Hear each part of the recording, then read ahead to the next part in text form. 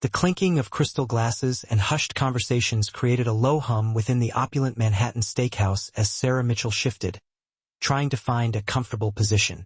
6 months pregnant, she felt awkward no matter how she sat. But tonight, her discomfort stemmed from something far deeper than her expanding belly. She gripped the legal documents she had discovered hidden away in her husband's briefcase. Her hands trembled almost imperceptibly as she watched Richard meticulously dissect his steak. "Keep your voice down, Sarah. People are staring," Richard Mitchell said, his eyes fixed on his plate. Even his hushed tone carried the commanding authority that had propelled him to become one of New York's most successful corporate attorneys and the CEO of Mitchell Industries. Sarah glanced around the restaurant where they had celebrated their 5th wedding anniversary just the previous year. The same dazzling crystal chandeliers cast the same flattering light over couples sharing intimate moments. But tonight, the atmosphere felt irrevocably altered. Tonight, she possessed undeniable proof that her marriage was built on a foundation of deceit. "These are divorce papers, Richard," she stated, her southern accent becoming more pronounced, as it always did when she was agitated.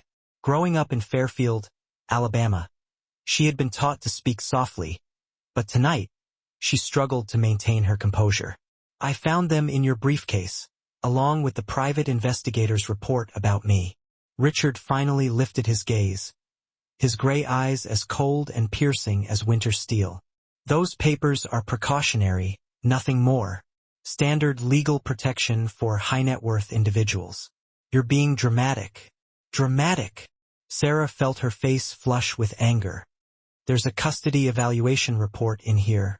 Richard, you've had me followed for months, and I know about Jennifer." At the mention of his assistant's name, Richard's jaw visibly tightened. He placed his knife and fork on the plate with meticulous precision, a calculated move designed for maximum impact. "Jennifer is a professional colleague. If you're implying something inappropriate, you're mistaken." But Sarah had scrutinized the credit card statements, the incriminating hotel charges, and the unexplained business trips. 6 years of marriage had taught her how to decipher the carefully concealed signs that her soon-to-be millionaire ex-husband had been hiding from her. "I'm not stupid, Richard. I may have been naive when we first met, but I'm not blind." She leaned forward, lowering her voice to a near whisper. "I want to know why you married me. I want to know why you got me pregnant. And I want to know what this means." She slid a particular page across the table, a page that had sent a sickening wave through her when she first read it. It detailed her background, her family history, with an odd emphasis on her mother's maiden name and her childhood in Alabama. Richard's face lost all color as he quickly scanned the document. For a fleeting moment, his carefully constructed corporate facade crumbled completely. "Where did you get this?" "From your briefcase, along with everything else." Sarah felt an unexpected wave of calmness wash over her, a feeling akin to the one she used to experience before standardized tests when she was still teaching elementary school. "I want the truth, Richard. All of it." The silence between them stretched taut, like a wire about to snap. Around them, other diners continued their meals, completely oblivious to the intense drama unfolding at table 12. A waiter approached with water, but Richard waved him away with a sharp gesture of irritation. "The truth." Richard's voice dropped to a dangerously low level. "The truth is that you're an ungrateful woman who doesn't appreciate how good she has it. The truth is that without me, you'd still be teaching 3rd grade in some backwater town, living paycheck to paycheck. At least I'd be living honestly." "Honestly?" Richard laughed, but there was no amusement in the sound. "You want to talk about honesty? You've been lying to yourself for 6 years, pretending this marriage was some fairy tale romance. You were a project, Sarah, an investment that's about to pay dividends." The words struck her with the force of a physical blow. Sarah felt the baby kick inside her, as if reacting to her rapidly escalating heart rate. "What does that mean?" "It means that naive little schoolteacher act might work on everyone else, but I know exactly what you're worth, and it's not your charming southern manners." Sarah stared at him, finally seeing the true nature of the man she had married. Not the successful attorney who had swept her off her feet at a charity fundraiser, but a calculating and heartless individual. Someone who spoke about her as if she were nothing more than a business transaction. "You're talking about money," she said slowly. "This is about money. Everything is about money, Sarah. Something you've never had to worry about because I've provided for you. But that's going to change." "Are you threatening me?" Richard leaned back in his chair, his practiced corporate smile returning to his face. "I'm explaining reality.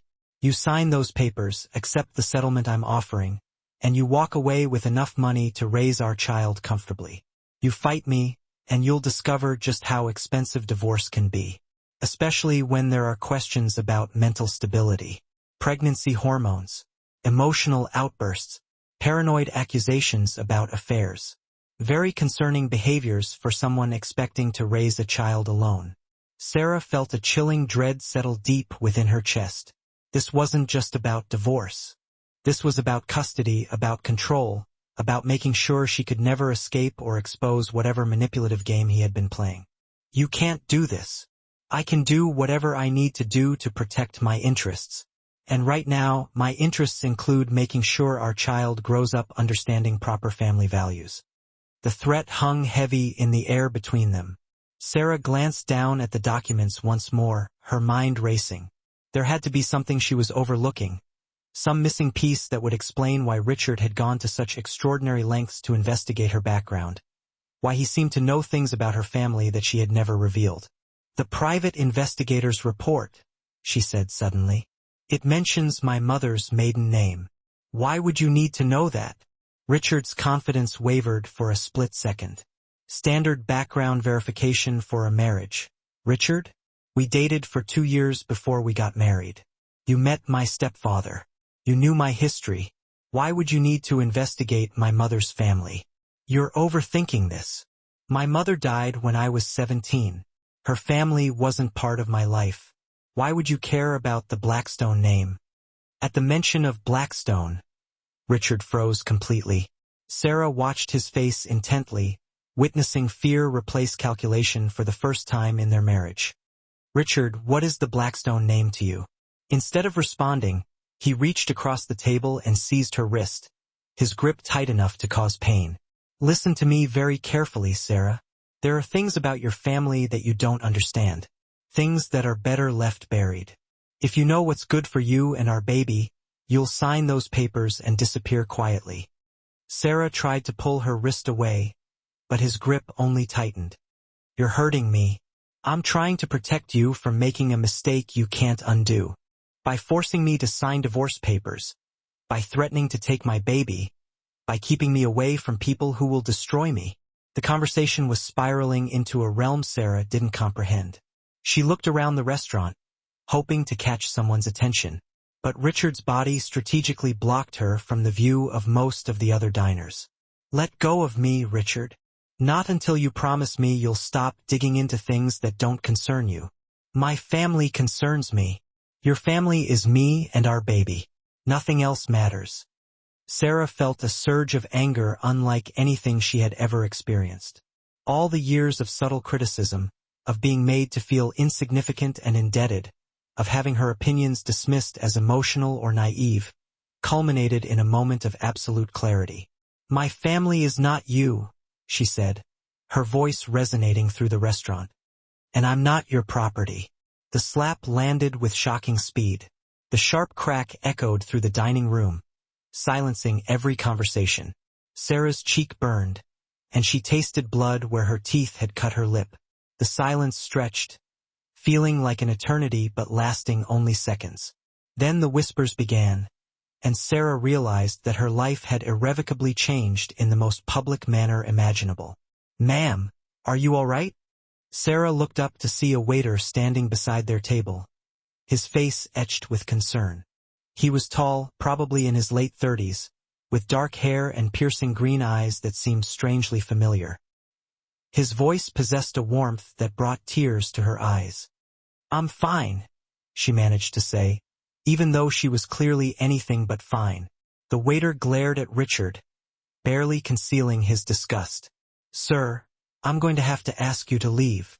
"This is a private matter," Richard snapped, but his voice lacked its usual commanding force.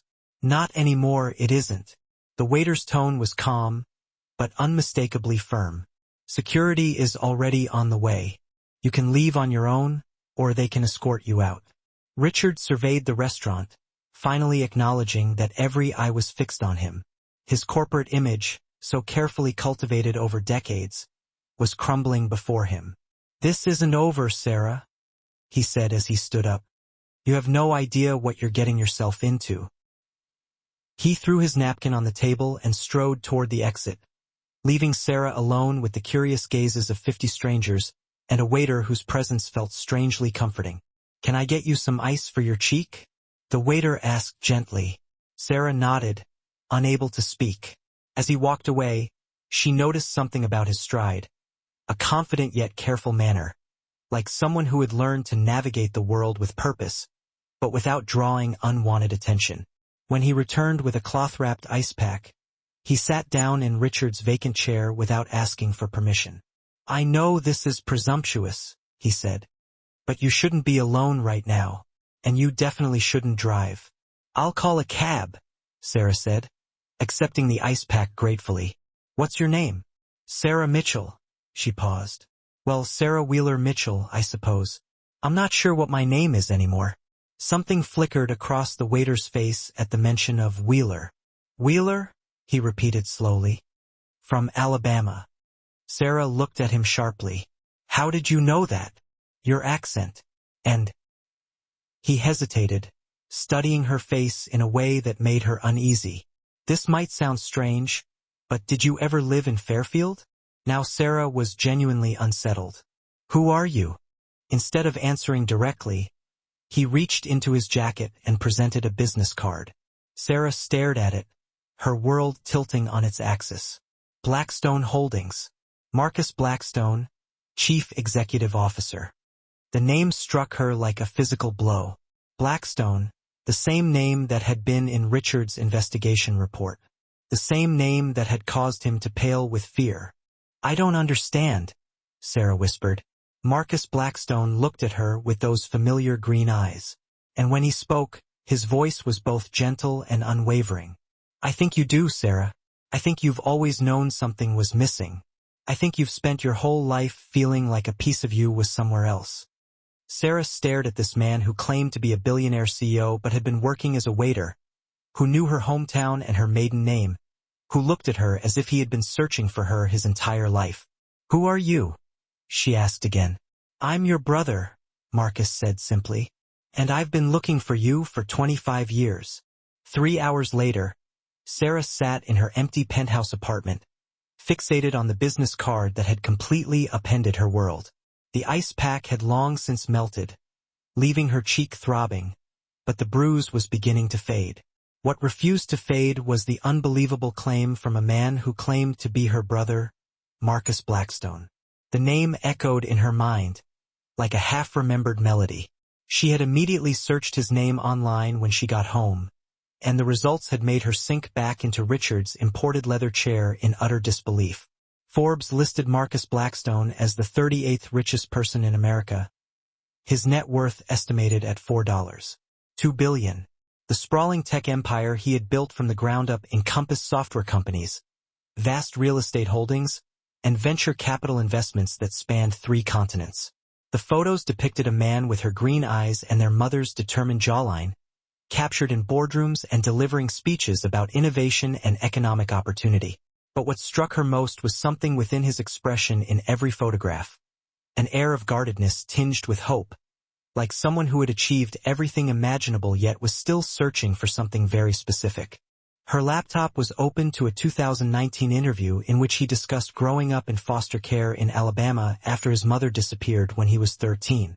He spoke deliberately about overcoming feelings of abandonment, channeling the pain of loss into business success, and emphasizing the importance of family, even when family wasn't traditional. "I learned early that the people who are supposed to love you can leave without warning," he had said in the interview. "But I also learned that love isn't about blood relations. It's about choosing to show up for people, even when it's difficult." Sarah remembered being 17 when her mother died, a car accident. Her stepfather, Tom, had called it tragic, sudden, and unavoidable. They had relocated from Alabama to New York 6 months later, and Tom had legally changed her name from Sarah Blackstone Wheeler to Sarah Wheeler, explaining that it would help her make a fresh start without constant, painful reminders. Now, she wondered if there had been other, hidden motives. The apartment felt alien tonight, like a stage set where she had been performing a role without realizing it. Everything Richard had carefully selected, from the minimalist furniture to the abstract art that held no personal meaning for her, suddenly felt like a costume she was eager to discard. Her phone buzzed with a text from Richard. "We need to talk. This doesn't have to be difficult." She deleted the message without replying. Then, she dialed the number on Marcus Blackstone's business card. He answered on the first ring, as if he had been anticipating her call. "Sarah, I need to ask you something," she said without preamble. "Do you remember a little girl who used to read under an oak tree behind the blue house on Maple Street?" The silence stretched for what felt like an eternity. When Marcus spoke again, his voice was thick with emotion. "You had a book about a princess who saved herself. You read it so many times the cover fell off." Sarah closed her eyes, remembering. She had been 7 or 8 years old, and there had been an older boy who occasionally brought her lemonade and sat quietly nearby while she read. Her mother had referred to him as her guardian angel, but Sarah had been too young to grasp the significance. "That was you," she said softly. "That was me. I was 15, working after school at the grocery store, but I always made sure to check on you on my way home. Mom said you were too little to understand why I couldn't live with you and Dad. But you're my brother." "Half-brother," Marcus corrected gently. "Same mother, different fathers. Mine was complicated, violent. Mom got us both out when I was little, but your father could provide stability for you that she couldn't give me." Sarah felt tears welling up in her eyes. "Why didn't anyone tell me?" "Because Mom made everyone promise to protect you from the truth.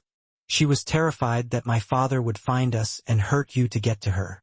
When she died, your stepfather honored that promise. Even from you, especially from me. Tom Wheeler is a good man, Sarah.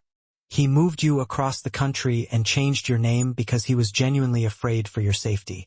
My father was in and out of prison throughout my teens. The last thing Mom wanted was for you to grow up in that shadow." Sarah thought about her stepfather, who had always been kind but distant, who had remarried soon after her mother's death and created a new family that never quite fully included her.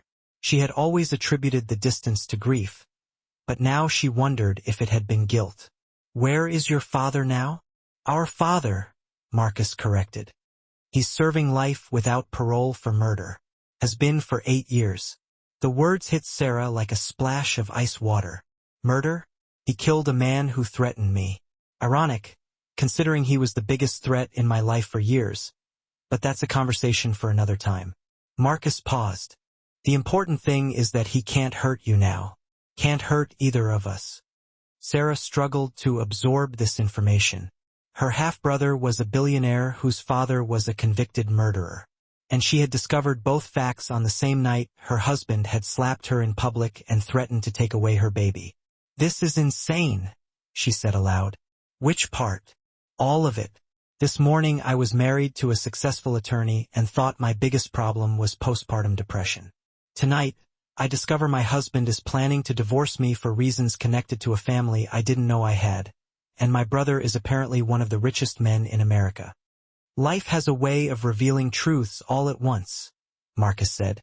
"The question is what you want to do with those truths." Sarah looked around the apartment that had never felt like home, thinking about the divorce papers, the threats, and the way Richard's grip had left finger-shaped bruises on her wrist.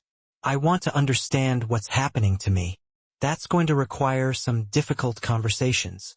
More difficult than learning my entire life has been built on protective lies?" Marcus laughed, but there was no amusement in the sound. "You'd be surprised. Can you meet me tomorrow? My office, say 10 a.m. "What if Richard finds out?" "Sarah, I've been building this company for 15 years.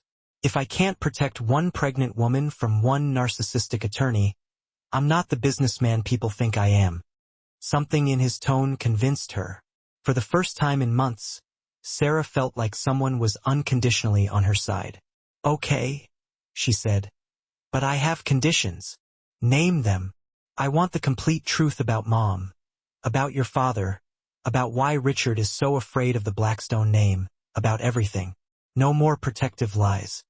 Agreed. And I want to understand what this means for my baby. I won't let my child become a pawn in whatever game Richard is playing. Sarah, Marcus said, his voice gentle but firm, I give you my word that your child will grow up safe and loved and free from the mistakes our parents made. Whatever else happens, family protects family. After they hung up, Sarah sat in the darkened apartment and reflected on the woman she had been that morning compared to the woman she was becoming tonight. The transformation felt like shedding a skin that had never quite fit properly. She made herself a cup of tea and reopened her laptop, this time searching for information about the connection between Mitchell Industries and Blackstone Holdings. What she discovered caused her stomach to clench. Legal disputes spanning 3 years. Patent challenges. Regulatory complaints filed against Blackstone companies by law firms, including Mitchell, Holbrook and Associates. A pattern of systematic attacks that seemed designed not to win, but to deplete resources and generate negative publicity. Richard hadn't just known about Marcus. He had been quietly waging war against him for years. Sarah recalled all the times Richard had worked late, all the business trips, all the closed-door phone calls. She had assumed he was building their future, but instead, he had been methodically dismantling her brother's present. The baby kicked again, and Sarah placed her hand on her belly. Don't worry, little one, she whispered. Your Uncle Marcus is going to help us figure this out. For the first time in months, that statement felt like a promise rather than a wish. The next morning dawned with rain and the kind of dreary, overcast sky that turned Manhattan into a vintage black and white movie. Sarah stood outside the Blackstone building on Fifth Avenue, craning her neck to take in the towering structure, the top floors lost in the low-hanging clouds. 91 stories of glass and steel that represented everything she had never imagined being a part of her life. The lobby felt like a grand cathedral, all gleaming marble and soaring spaces designed to make visitors feel small and insignificant. However, when Sarah approached the security desk and provided her name, the guard's demeanor shifted instantly from professional courtesy to genuine warmth. Ms. Mitchell, Mr. Blackstone asked me to escort you personally. This way, please. The elevator ride to the 91st floor felt interminable, but Sarah welcomed the time to compose herself. She had spent the majority of the night reading everything she could find about Marcus Blackstone, and the image that emerged was of a man who had constructed an empire through unrelenting intelligence and unwavering determination. But she had also discerned something else in the interviews and profiles, a subtle thread of loneliness that wove through even his most celebrated achievements. He spoke often about generating opportunities for others and the value of second chances, about the conviction that anyone could overcome their circumstances with sufficient support and resolve. Reading between the lines, Sarah surmised that Marcus had devoted 15 years to trying to rescue other people because he had been unable to rescue himself from the anguish of losing his own family. The elevator doors glided open, revealing a reception area that resembled a comfortable living room more than a sterile corporate office. Plush seating, warm, inviting lighting, and walls adorned with bookshelves instead of corporate accolades. A woman in her 50s rose from behind a desk that looked more like an antique writing table. Ms. Mitchell, I'm Helen, Mr. Blackstone's assistant. He's expecting you. Marcus's office occupied the entire corner of the building, featuring floor-to-ceiling windows that afforded a breathtaking view of Central Park. But what struck her most was how the space felt inhabited, rather than merely decorated.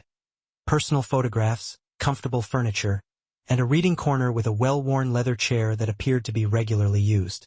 Marcus stood with his back to the door, gazing out at the park. When he turned around, Sarah was again struck by the familiarity of his face and how much he resembled their mother around the eyes. "Thank you for coming," he said simply. "Thank you for telling me the truth, or at least a portion of it."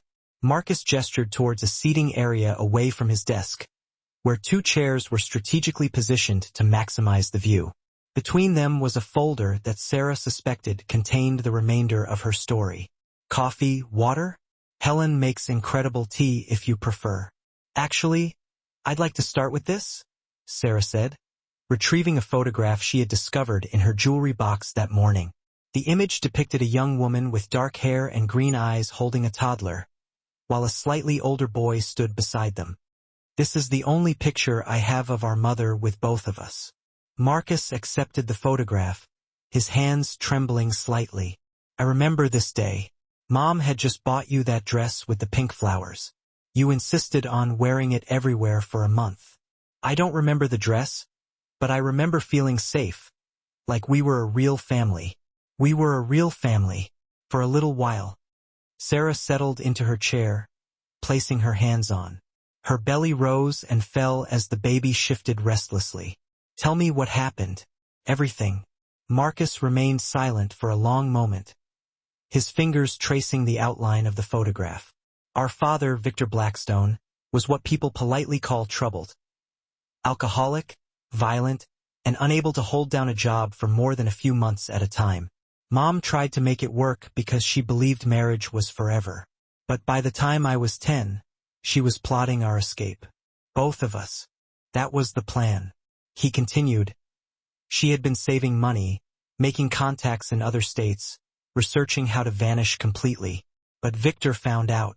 Sarah felt her chest tighten. What did he do?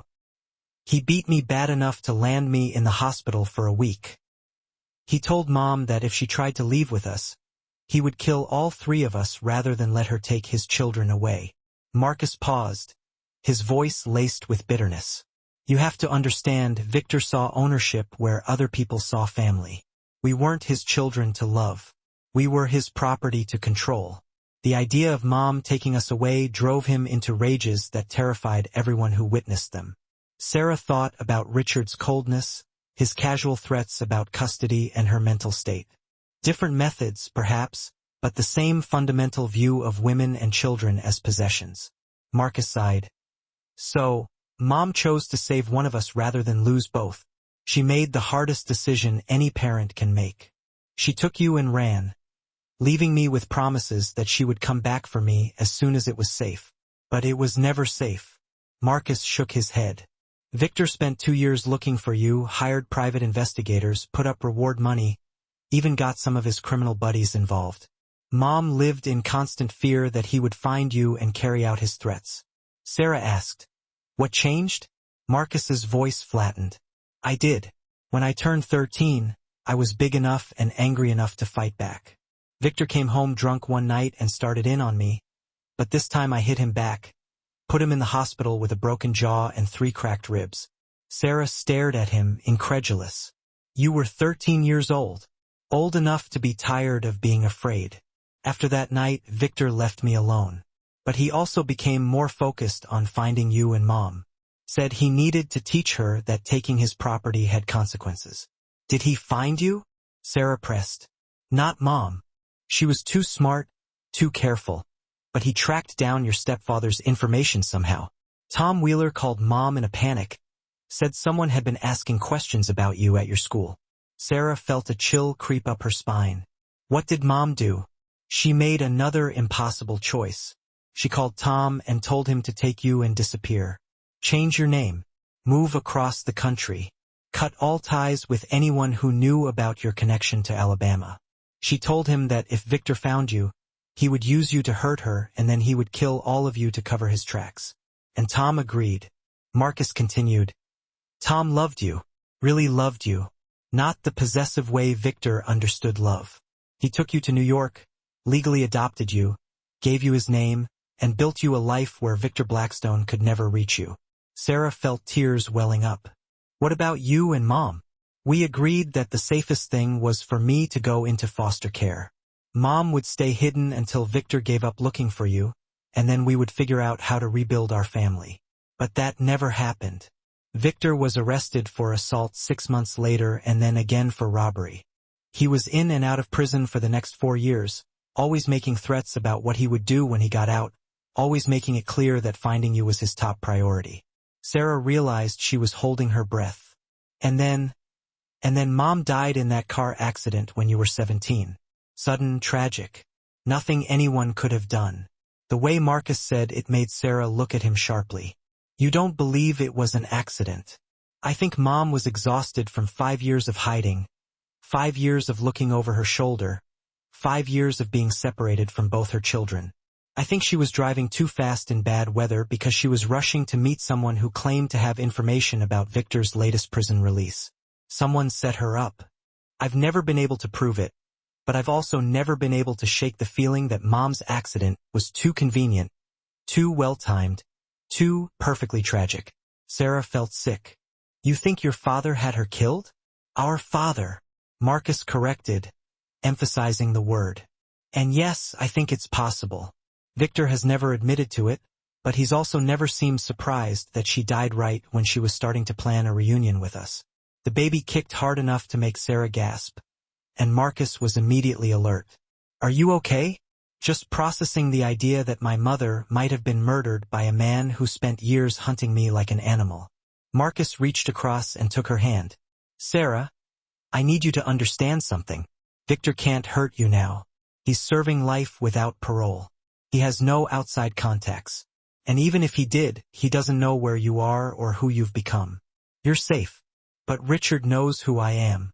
Richard knows about the Blackstone name. And he's been using that information somehow. Which brings us to the question that's been keeping me awake for 3 years. Marcus said, how does your husband know things about our family that took me a decade and considerable resources to uncover? Sarah thought about the private investigator's report, about Richard's reaction to the Blackstone name, about his threats and his confidence that he could control her future. I think, she said slowly, that my marriage was never about love. I think it was always about access to something, but I don't understand what. Marcus opened the folder between them and pulled out a document that made Sarah's heart sink. Blackstone Holdings has a unique corporate structure, he said. When I built the company, I included provisions that would allow any direct blood relative to claim a significant stake if certain conditions were met. What kind of conditions? Marriage, children, proof of genetic relationship. It was meant to protect any family I might have someday, to ensure that Blackstone money could never be used to separate families the way poverty separated ours. Sarah stared at the document, understanding beginning to dawn like a horrible sunrise. Richard married me because he thought he could get access to your money through our child. I think Richard married you because someone told him that marrying a Blackstone heir would eventually pay off in ways he couldn't imagine. The question is, who gave him that information and why? Sarah thought about her comfortable life with Richard, about how he had always been generous with money but controlling about everything else, about how he had insisted on handling all their financial planning and legal affairs. He's been playing a long game, she said. Years and years of investment in a relationship that he thought would eventually make him rich. Very rich. If you had claimed your inheritance and then divorced him, community property laws would have given him access to hundreds of millions of dollars. The scope of the deception hit Sarah like a physical blow. She had spent 6 years loving a man who had seen her as nothing more than a pathway to wealth that she hadn't even known existed. But if he divorced me first, she said slowly, before I knew about my connection to you, he could claim that you concealed assets during the marriage, could argue for a larger settlement based on fraud. Very clever. Actually, Sarah felt a surge of anger that surprised her with its intensity. He was going to steal my inheritance and my child and make me grateful for whatever scraps he left me. That appears to have been the plan. Until you found those papers and connected the dots. What happens now?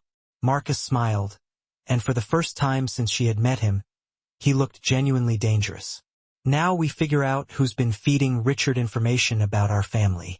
And then we make sure that anyone who tries to use a Blackstone for their own gain learns why that's a very bad idea. Sarah looked at her brother, seeing not just the successful businessman, but the 13-year-old boy who had been willing to fight back against impossible odds. I want to help, she said. Sarah, you're 6 months pregnant and going through a divorce. You need to focus on taking care of yourself and your baby. This is my life they've been manipulating. This is my child they're planning to use as a bargaining chip. I'm not sitting on the sidelines while other people decide my future. Marcus studied her face, and Sarah saw the moment he recognized something familiar in her expression. You have Mom's eyes, he said quietly. But you have her backbone, too. Okay, we do this together, but we do it smart and we do it safe. What's the first step? The first step is moving you somewhere Richard can't find you while we figure out his next move. I have a place that's secure, comfortable, and completely private. I can't just disappear. I have doctor's appointments, responsibilities, all of which can be handled with better security and a lot more backup than you've had so far. Marcus leaned forward. Sarah, I've spent 25 years wondering what happened to my sister. I'm not losing you again because we underestimated what desperate people are willing to do. Sarah thought about Richard's threats, about his confidence that he could control her future, about the cold calculation in his eyes when he had slapped her. Okay, she said. But I want to understand everything. No more protective lies. No more decisions made for my own good. I want to know what we're dealing with and how we're going to handle it. Agreed. But first, I want you to meet someone who's been helping me search for you all these years. Someone who has some theories about how Richard got his information. Who? A private investigator who specializes in corporate espionage and family reunification. Her name is Detective Maria Santos, and she thinks your husband's connection to our family goes back much further than either of us realized. As if summoned by her name, the office door opened, and a woman in her 40s entered, carrying a thick file and wearing the kind of expression that suggested she had news no one was going to like. Ms. Mitchell, she said, we need to talk. Detective Maria Santos had the kind of presence that made people confess things they had never planned to tell anyone. Compact and efficient, with graying hair pulled back in a practical ponytail and eyes that missed nothing. She settled into the third chair in Marcus's office and opened her file with the care of someone handling evidence. Before we start, she said to Sarah, I need you to understand that what I'm about to tell you is going to change how you see everyone in your life. Are you sure you're ready for that? Sarah looked between Maria and Marcus, noting the tension in her brother's shoulders. I don't think I have a choice anymore. There's always a choice. You could walk away right now, take Marcus' offer of financial security, and build a quiet life somewhere far from all of this.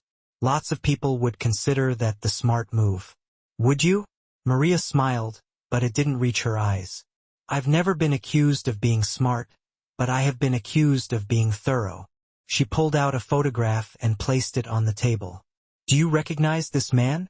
Sarah looked at the picture and felt her world tilt sideways again.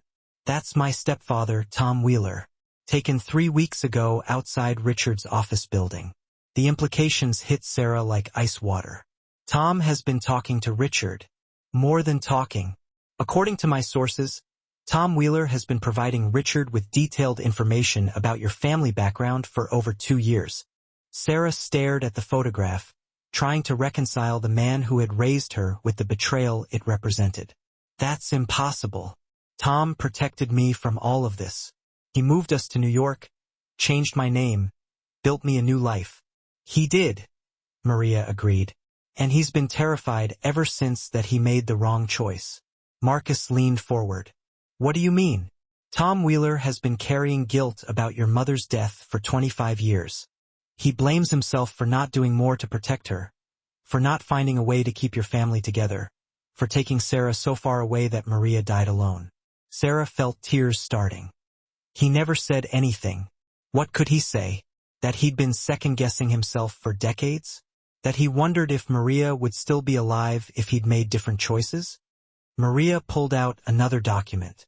2 years ago, someone approached Tom with an interesting proposition. Richard, Sarah said. Actually, no. Someone claiming to represent Richard's interests but working for a third party.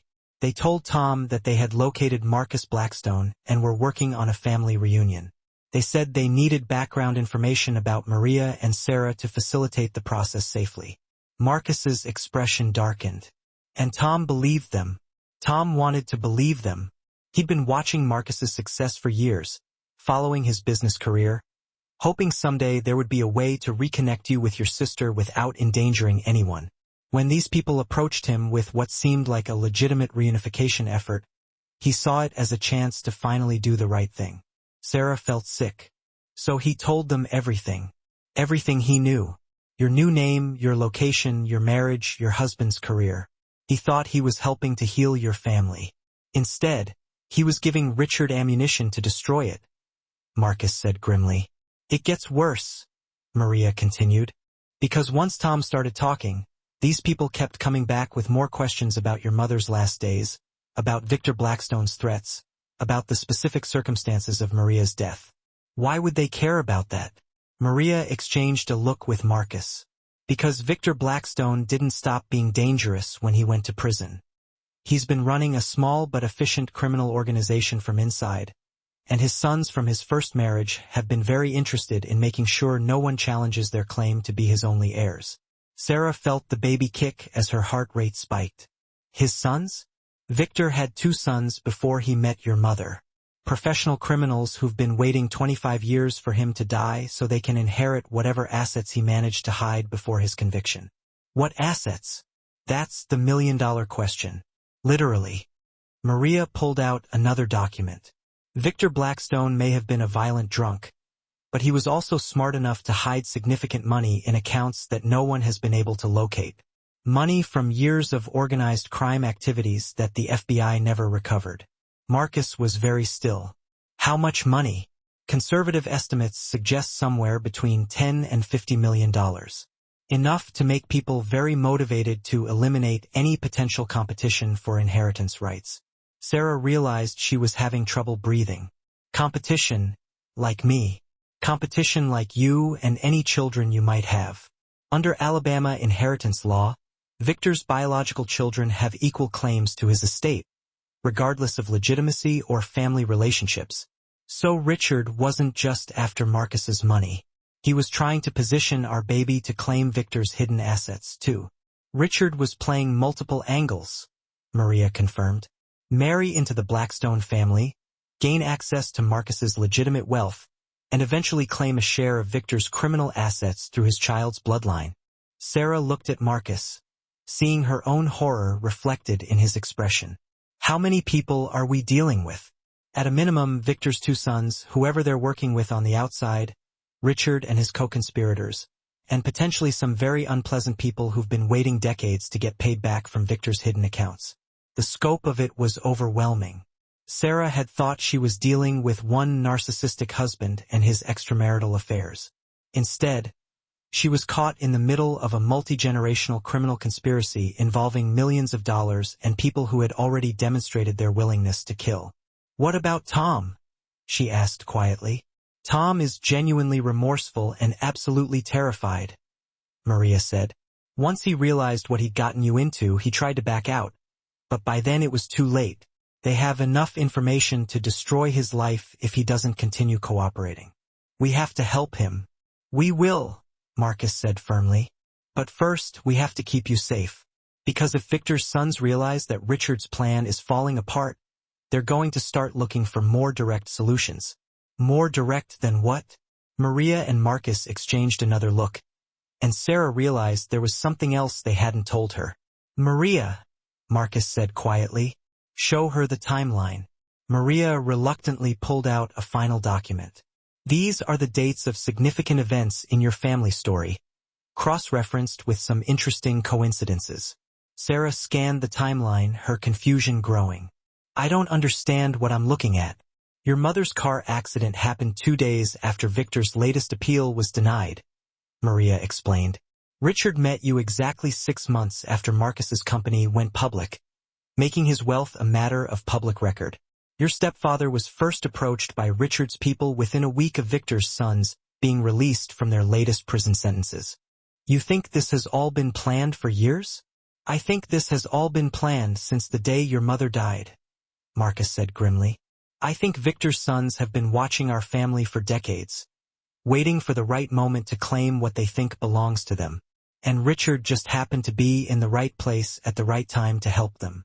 Or Richard has been working for them all along, Maria said. We're still trying to determine which scenario is more likely. Sarah felt overwhelmed by the complexity of the deception. So everyone in my life has been lying to me. My husband, my stepfather, maybe even people I haven't identified yet. Not everyone, Marcus said gently.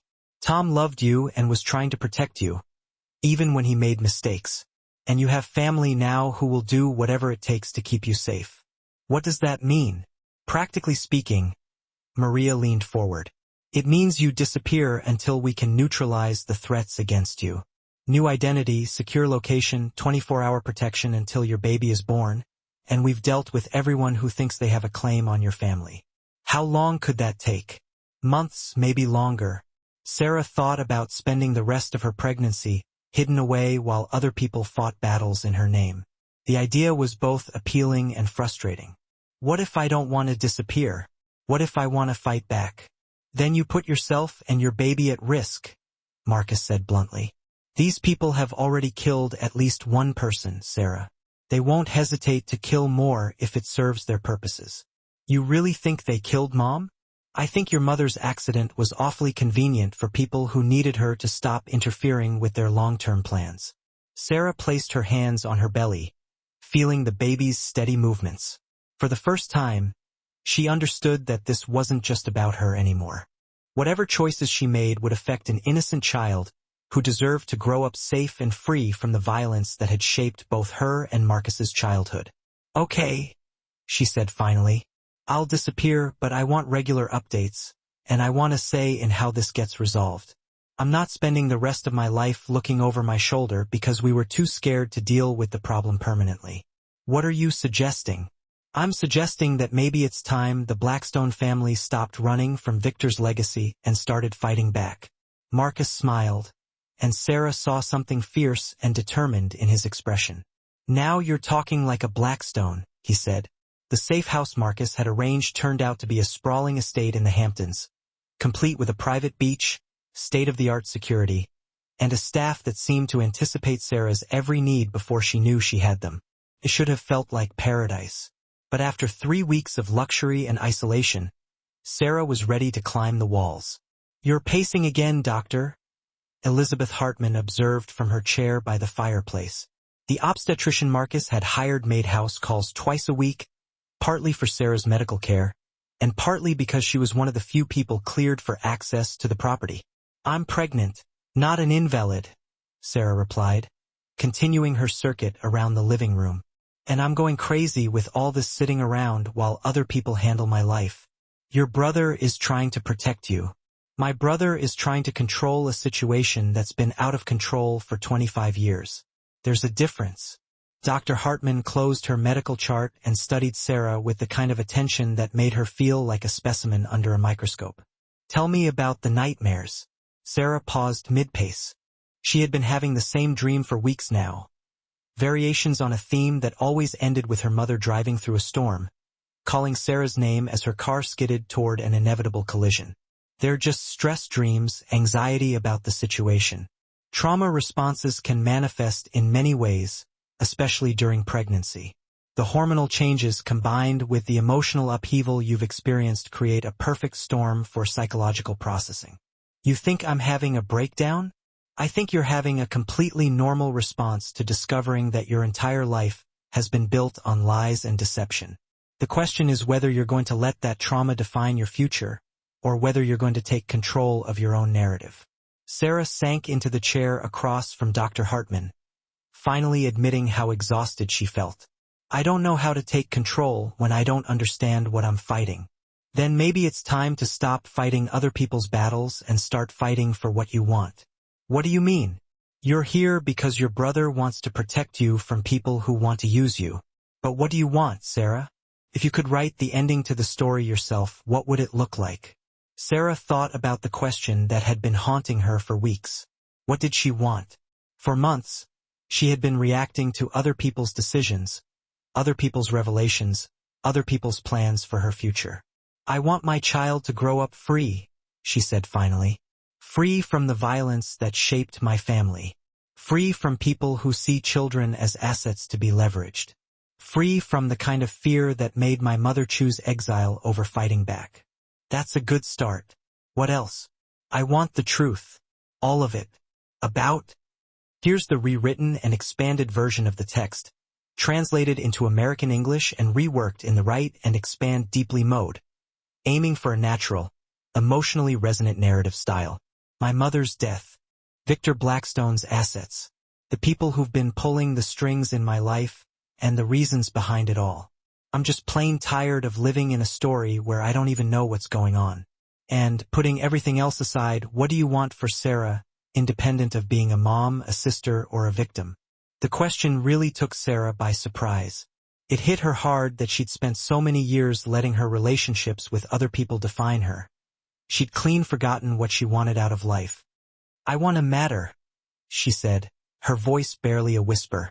"I was married for 6 years to a man who just saw me as a way to get what he wanted. I want to be valued for who I am, not for what I can give him or what I represent. Do you think that's even possible, given your current situation?" Sarah glanced around at the gilded cage Marcus had built for her, her mind picturing the bodyguards outside, the surveillance system that watched every single entrance to the property. "Not if I stay hidden away forever. Not if I keep letting other people call all the shots about my safety and what my future looks like." Dr. Hartman nodded slowly. What would taking control actually look like? What would that mean in real life? "Practically speaking, I have no idea.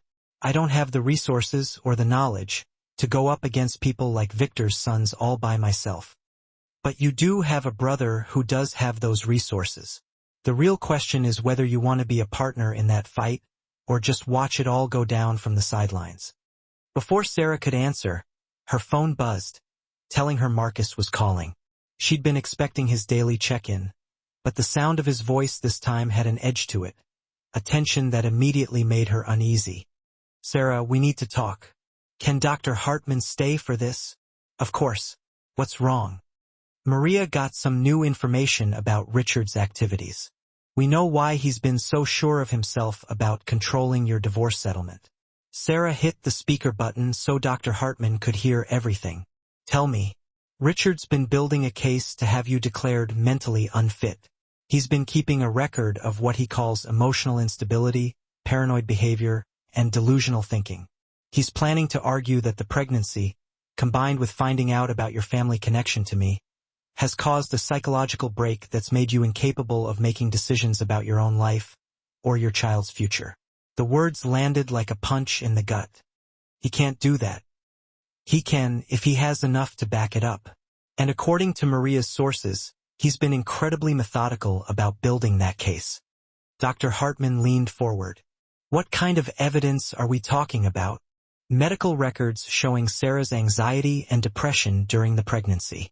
Documentation of her accusations about his affair, which he's portraying as paranoid jealousy. Statements from witnesses about her emotional outbursts, including that incident at the restaurant." Sarah felt her stomach churn. "He's going to use my reaction to being slapped as proof that I'm unstable. It gets worse. He's also planning to argue that your connection to me represents a dangerous influence, given my family's history of violence and criminal activity. He wants to use your relationship with me as evidence of poor judgment that could put your child in danger." "This is insane." "It's also very clever," Dr. Hartman said, her voice grim. "Pregnancy-related mental health issues are real and well documented. If Richard can convince a judge that Sarah is experiencing postpartum psychosis or severe depression, he could potentially gain full custody and control over all financial decisions." Sarah realized she was shaking, her whole body trembling. "How much time do we have?" "Richard filed the preliminary paperwork yesterday.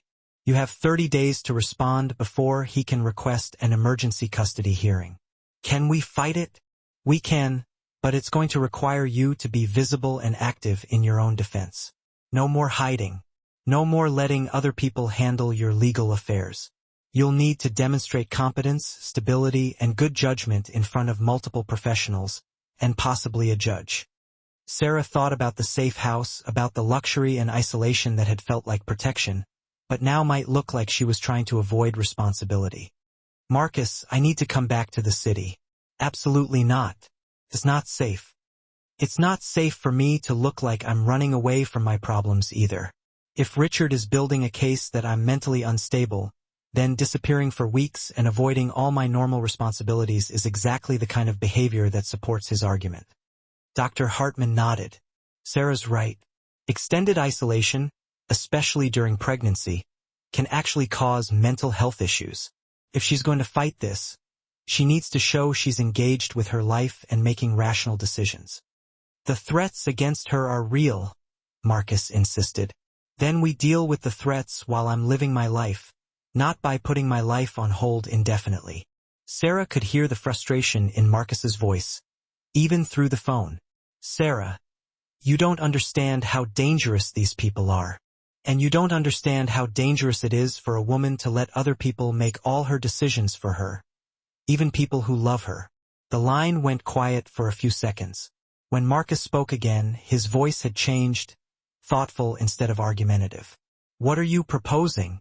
I'm proposing that we stop playing defense and start playing offense. Richard thinks he can use my family history against me. But what if we use it for me instead? How? What if we take control of the narrative? What if, instead of hiding from the Blackstone legacy, we embrace it and use it to expose everyone who's been trying to exploit it? Dr. Hartman looked intrigued. Go on. You've spent 15 years building a business empire based on the idea that anyone can overcome their circumstances. I've spent my whole life not knowing I had circumstances to overcome. What if we tell that story publicly? You want to go public with all of this? I want to take away Richard's ability to control the narrative about my mental state and my judgment.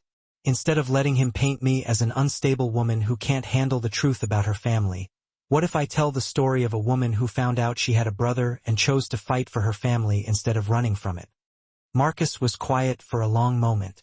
That's incredibly risky, Sarah. Once this story is out there, there's no taking it back. Once Richard files his competency case, there's no taking that back anyway. At least this way, I get to tell my own story instead of having it twisted and used against me. What about the threats? What about Victor's sons and the people who've been manipulating your life? What about them? They've been operating in the shadows for 25 years, counting on secrecy and fear to give them power. What happens to that power when everything is out in the open?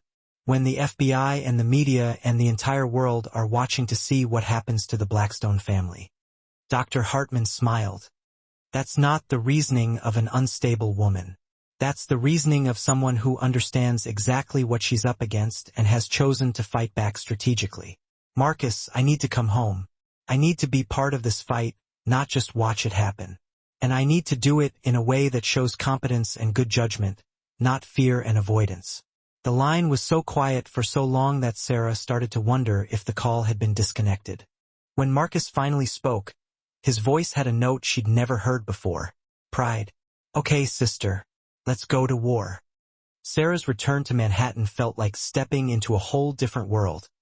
A world where her name had suddenly taken on a weight and a meaning she was still trying to understand. The penthouse apartment she had shared with Richard had been transformed by a team of security experts into what Marcus cheerfully called a fortress with good lighting, complete with reinforced doors, surveillance systems, and panic rooms disguised as walk-in closets. This feels excessive, Sarah said, watching two men in expensive suits test the response time on her new security alarms. This feels necessary, Marcus replied, his eyes glued to a tablet full of monitoring data. Maria's intelligence suggests that Victor's sons are getting impatient with Richard's slow-burn approach. They're pushing for more direct action. Meaning what? Meaning they think it might be easier to eliminate the competition than to outmaneuver it legally. Sarah placed her hand on her belly, feeling the baby's reassuring movements. At 7.5 months pregnant, she felt like she was carrying a basketball under her ribcage. But Dr. Hartman insisted that both she and the baby were doing well, despite the stress. Have you heard from Richard? Every day. He's been calling, texting, having flowers delivered, playing the part of the concerned husband whose pregnant wife is being influenced by dangerous people. And his legal case? Marcus's expression darkened. Stronger than we'd like. He's got statements from your former colleagues questioning your judgment, medical records documenting anxiety and mood changes, even testimony from neighbors who've noticed changes in your behavior. What kind of changes? Isolation, paranoia, abandoning your normal routines. All easily explained by finding out that your husband was planning to divorce you and steal your inheritance.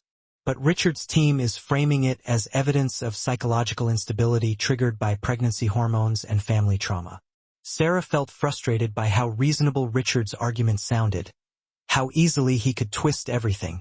What do we have to counter with? Maria's been building a case about Richard's deception and financial manipulation. We can prove he's been planning this divorce for years, that he married you under false pretenses, that he's been systematically undermining your mental health to build his legal case. Will that be enough? Honestly, I don't know. Family court judges see a lot of messy divorces with competing claims about mental fitness. Unless we can prove that Richard's behavior rises to the level of criminal fraud, it becomes a he-said-she-said situation where your pregnancy and family history work against you. Sarah looked around the apartment that no longer felt like home, remembering the public narrative strategy she had suggested at the safe house. What if we don't wait for family court? What if we take this public first? I've been thinking about that. There are risks. Everything has risks. What are the benefits? Marcus pulled up a chair, settling in for what she recognized as one of his strategic planning sessions. The benefits are significant. If we control the timing and framing of this story, we can potentially neutralize several threats at once. How? First, we take away Richard's ability to claim you're having a psychological break by demonstrating that you're lucid, articulate, and making rational decisions about your family and your future. Sarah nodded. What else? Second, we force Victor's sons out of the shadows. Right now, they're operating through intermediaries and proxies, which gives them deniability. If the FBI starts investigating their connection to this situation publicly, they either have to retreat or escalate in ways that expose them to prosecution. And third, we potentially protect other people who might be targeted in the future.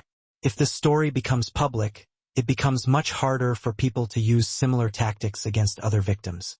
Sarah felt something solidifying inside her, a sense of purpose that had been building for weeks. I want to do it, but I want to do it right. What does that mean? I want to tell the complete story, not just about Richard's manipulation or Victor's criminal legacy, but about the cost of family secrets and the importance of women taking control of their own narratives. Marcus looked intrigued. Go on. How many women are trapped in marriages with narcissistic abusers because they don't have the resources or support to fight back? How many families are destroyed by secrets that are kept to protect people, but end up isolating them instead? You want to make this bigger than just our situation? I want to make this meaningful beyond just our situation. If I'm going to put my life and my baby's future on the line, I want it to matter for more than just winning a custody battle. Before Marcus could respond, Sarah's phone rang with a call from an unknown number. She almost didn't answer it, but something made her pick up. Hello, Sarah. It's Tom. Her stepfather's voice sounded older and more fragile than she remembered. Sarah felt a complicated mix of love, anger, and sadness hearing from the man who had raised her, but also betrayed her trust. Tom, where are you? Somewhere safe, I hope. I need to see you, Sarah. There are things I need to tell you. Things I should have said years ago.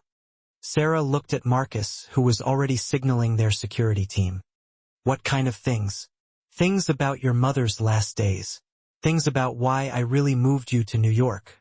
Things about the people who've been asking questions about you. Tom, are you in danger? We all are, sweetheart. More than you know. Can you meet me? Sarah felt torn between her love for the man who had been her father for 25 years and her awareness that he might be compromised or being used by their enemies. Tom, I need you to know that I forgive you for talking to Richard's people. I understand why you did it. The silence on the line stretched so long that Sarah wondered if he was crying. You always were too generous, Sarah. Too willing to see the best in people. That's what made you such a wonderful teacher. But it's also what made you vulnerable to people like Richard. What do you mean, people like Richard? I mean people who study their targets, who learn exactly what buttons to push and what vulnerabilities to exploit. Sarah, Richard didn't meet you by accident at that charity fundraiser. He was hunting you. Sarah felt a chill spread through her chest. Hunting me? He'd been tracking you for months before you met, learning your schedule, your interests, your emotional weak points, the charity work, the elementary school teaching, your tendency to help people even when it cost you. How do you know this? Because the people who approached me about providing information about your family showed me photos, Sarah, photos of you going to work, going to the grocery store, going to your book club. They'd been watching you for a long time before Richard ever introduced himself. Sarah realized she was shaking. The fairy tale romance she had believed in. The charming attorney who had swept her off her feet with his attention and generosity had been an elaborate stalking operation.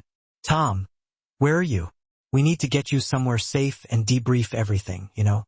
I'm not sure anywhere is safe anymore. They know I've been talking to you and Marcus. They know I'm not going to cooperate anymore. Who is they, exactly? People who think Victor Blackstone's money belongs to them. People who've been waiting 25 years to collect on debts that your father owed before he went to prison. Sarah felt the baby kick hard, responding to her elevated stress levels. Tom, listen to me carefully. I want you to go to the nearest police station and ask for protective custody. Tell them you have information about organized crime and that your life is in danger. Sarah, do it now. Tom, please. I can't lose you, too. The line went dead, leaving Sarah staring at her phone with a terrible sense of foreboding. Marcus was already on his phone with Maria, coordinating efforts to locate Tom and assess his safety. But Sarah was thinking about something else, something that crystallized her resolve about going public with their story. Marcus, she said when he finished his call, how quickly can we arrange a press conference? Why? Because I don't want to spend the rest of my life hiding from people who think they own me. And I don't want my child to grow up in a world where victims are expected to stay quiet while predators operate openly. Marcus studied her face, seeing something there that made him nod slowly. How soon can you be ready? I've been ready my whole life. I just didn't know it yet. The press conference was scheduled for Thursday morning at the Blackstone Holdings headquarters, but by Wednesday evening, Sarah was second-guessing everything. She stood in Marcus's office, looking out at the city lights and wondering if she was about to make the biggest mistake of her life, or finally take control of her own narrative. The media response has been significant, Helen reported, reading from a list of RSVPs. CNN, NBC, ABC, The New York Times, Wall Street Journal, and about 20 other outlets. This is going to be a major story. Any word from Richard? Sarah asked. His lawyer called 3 times today, Marcus replied. Very polite requests that you reconsider any public statements that might prejudice ongoing legal proceedings. Translation, he's panicking.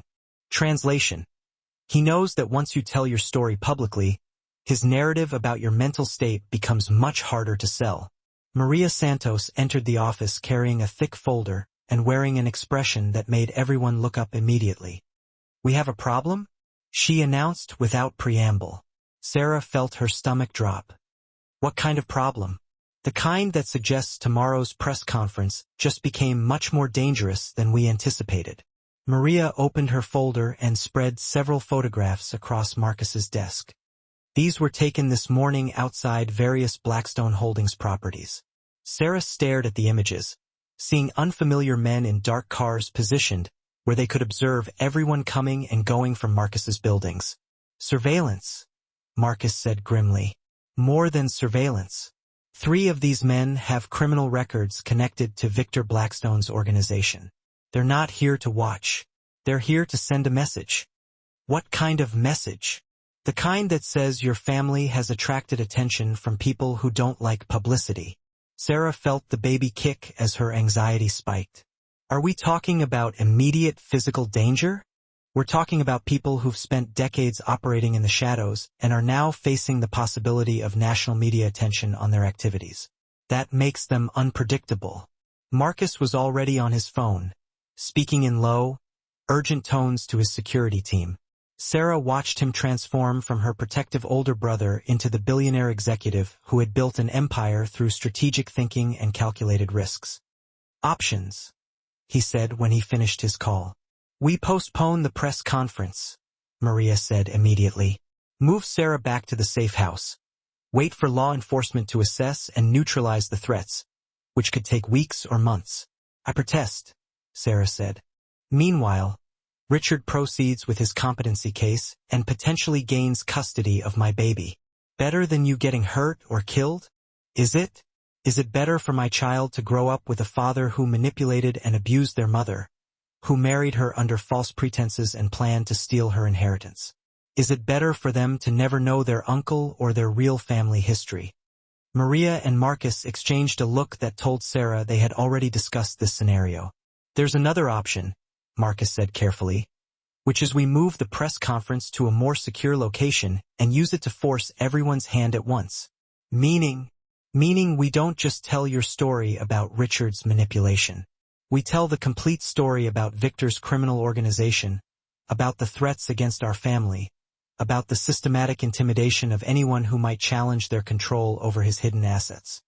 Sarah felt something click into place, a sense of clarity.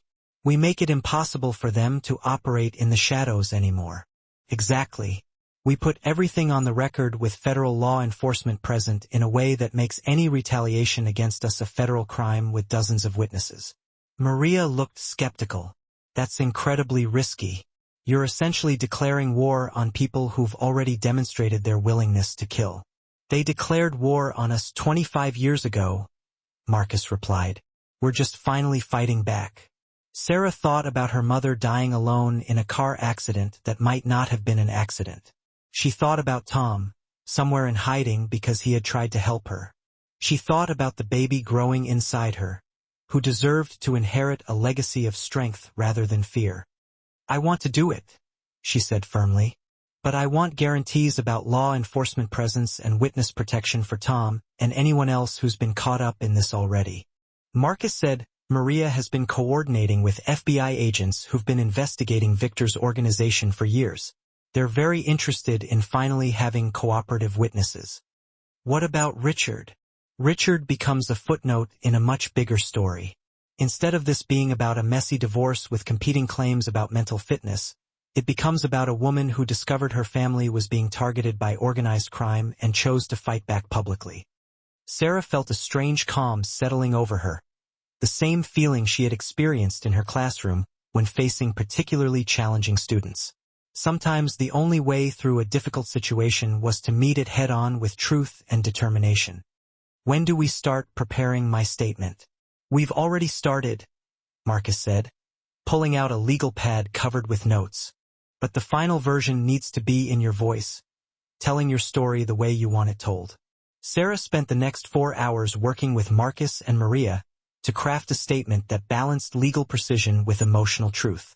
She wanted to expose the systematic manipulation she had experienced without sounding like a victim, to acknowledge the dangers her family faced without appearing unstable or paranoid. The key, Maria explained, is to sound like someone taking control of their narrative, not someone whose narrative is out of control. What if I am someone whose narrative is out of control? Then you fake it till you make it, because the alternative is letting other people control your narrative forever. Sarah thought about the woman she had been 6 months ago, compliant and grateful and willing to let Richard make all the important decisions. That woman felt like a stranger now, someone she had been playing rather than someone she actually was. I've been thinking about something, she said to Marcus as they worked on the final draft. About why Victor's sons waited so long to make their move. What do you mean? They could have tried to claim his assets years ago, or they could have gone after you directly when your company went public. Why wait until now to target me? Marcus looked thoughtful. What's your theory? I think they needed to be sure Victor was never getting out of prison. As long as there was a possibility he might be released, they couldn't risk openly challenging his authority or claiming his money. But something changed. His latest appeal was denied 6 months ago. Finally and permanently, for the first time in 25 years, they know for certain that Victor is going to die in prison. Maria nodded slowly, which means for the first time they can start planning to inherit his empire without worrying about his reaction, but only if they eliminate any other potential heirs first. You and any children you might have. Sarah placed her hand on her belly, feeling the baby's steady heartbeat under her palm. Which means this was always going to come to a head eventually. Richard just gave them a convenient method for gaining control. So stopping Richard doesn't stop the larger threat. No, but exposing the larger threat neutralizes Richard and potentially safeguards other individuals who might be targeted in the future. Marcus smiled. and Sarah detected a fierce and proud quality in his expression. "Do you know what I realized tonight?" "What?" "You've stopped thinking like someone who's being hunted and started thinking like someone who's hunting back." Sarah thoughtfully considered that assessment, acknowledging its accuracy. Somewhere amidst the process of uncovering the layers of deception that had shaped her life, she had undergone a transformation from being prey to becoming a predator. Is that good or bad? It's survival. And it's precisely the kind of thinking that's going to keep you and your baby safe.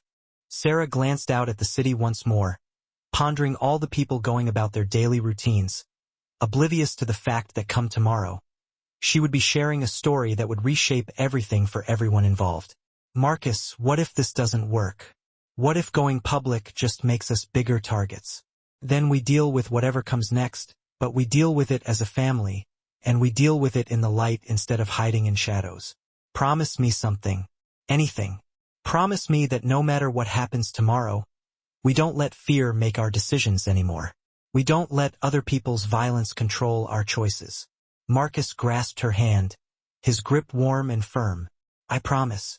But you have to promise me something, too." "What?" "Promise me that if this gets too dangerous, if the threats escalate beyond what we can handle, you'll let me get you and the baby somewhere safe while we finish this fight." Sarah gazed at her brother, discerning in his face the same protective instinct that had driven their mother to make impossible choices 25 years prior. "I promise I'll always prioritize my baby's safety, but I won't promise to hide while other people fight my battles for me. Those days are over." Marcus nodded, accepting the compromise. "Then let's go make some history."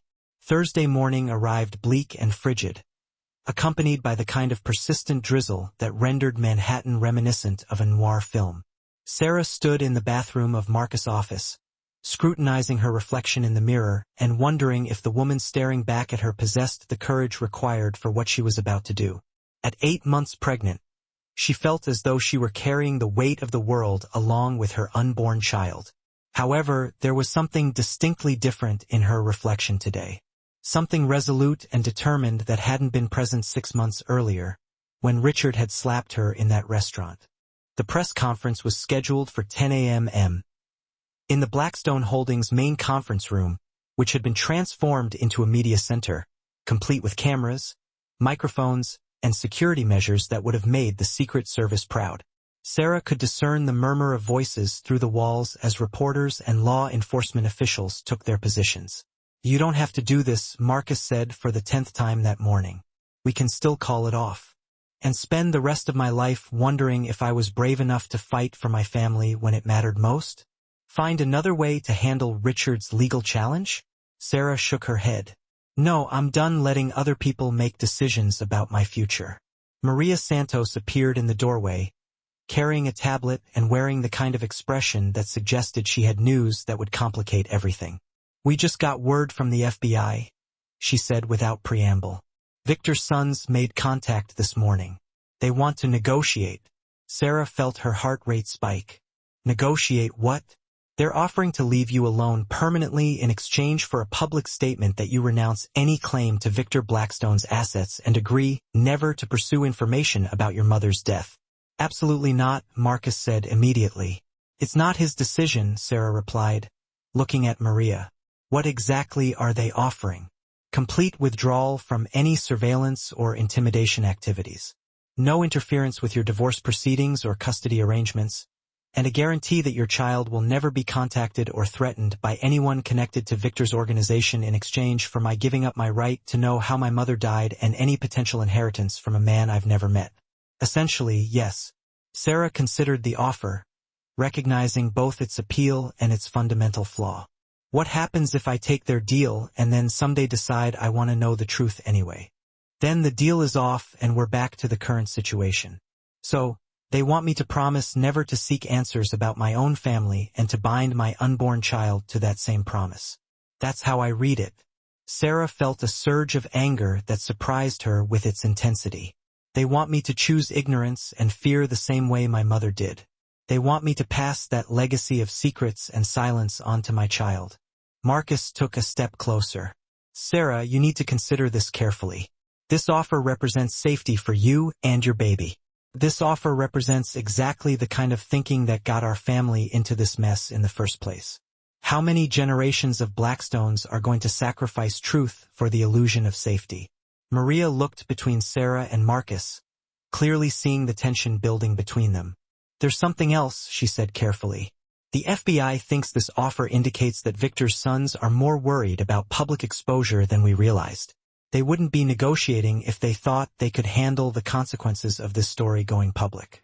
Meaning we have more leverage than we thought. The threats against you are real, but so is their fear of federal investigation. Sarah made her decision with the same clarity that had been guiding her for weeks. I'm not taking their deal. I'm not trading my right to the truth for their promise to stop terrorizing my family. And I'm not teaching my child that the way to handle bullies is to give them whatever they want. Sarah. Marcus started. No, I've listened to everyone's advice. I've considered all the risks and I've made my choice. We're doing this press conference and we're telling the complete truth about everything. Before anyone could argue further, there was a knock on the door.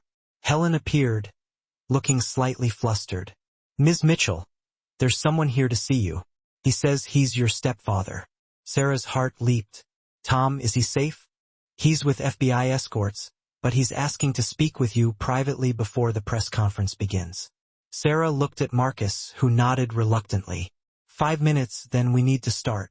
Tom Wheeler looked older than Sarah remembered, with new lines around his eyes and a fragility that spoke to the stress he had been under. But when he saw her, his face lit up with the same gentle smile that had comforted her through childhood nightmares and teenage heartbreaks. Sarah, sweetheart, you look beautiful. She hugged him carefully, mindful of her belly between them. Tom, I was so worried. Are you okay? I'm safe now, thanks to your brother's security team. But I needed to see you before you do this thing. Needed to tell you some things that might change how you want to handle the situation. What kind of things? Tom pulled out a manila envelope thick with documents and photographs. Things I should have told you years ago, but I was too scared and too ashamed to share. Sarah opened the envelope and found herself looking at photographs of her mother she had never seen before. Maria Blackstone as a young woman, laughing and confident, standing next to a man Sarah didn't recognize. Who is this? That's your mother with Detective James Morrison, the police officer who was investigating Victor's criminal activities when she met him. He was the one who helped her plan your escape from Alabama. Sarah stared at the photograph, seeing something in her mother's expression that she had never seen in the few pictures she had from her childhood. Mom looks happy. She was happy. For the first time in years, she had hoped that Victor could be stopped legally, that she could get both her children to safety without having to sacrifice one to save the other. What happened? Detective Morrison was killed in what was officially ruled a robbery gone wrong. Shot 3 times outside his apartment, wallet missing, case closed. But Maria never believed it was random. Sarah felt cold spreading through her chest. She thought Victor had him killed. She was certain of it, and she was terrified that anyone else who tried to help her would end up the same way. Tom pulled out another document, this one bearing official letterhead from the Alabama State Police. This is Detective Morrison's final report on Victor's organization. He was planning to present it to a federal grand jury the week he died. Sarah scanned the document, seeing references to money laundering, drug trafficking, and a network of criminal associates that extended far beyond anything she had imagined. Tom, why are you showing me this now? Because Detective Morrison had a partner who's been carrying on his investigation unofficially for 25 years. Agent Patricia Collins, now a senior FBI investigator specializing in organized crime. She's here? She's downstairs with the other federal agents.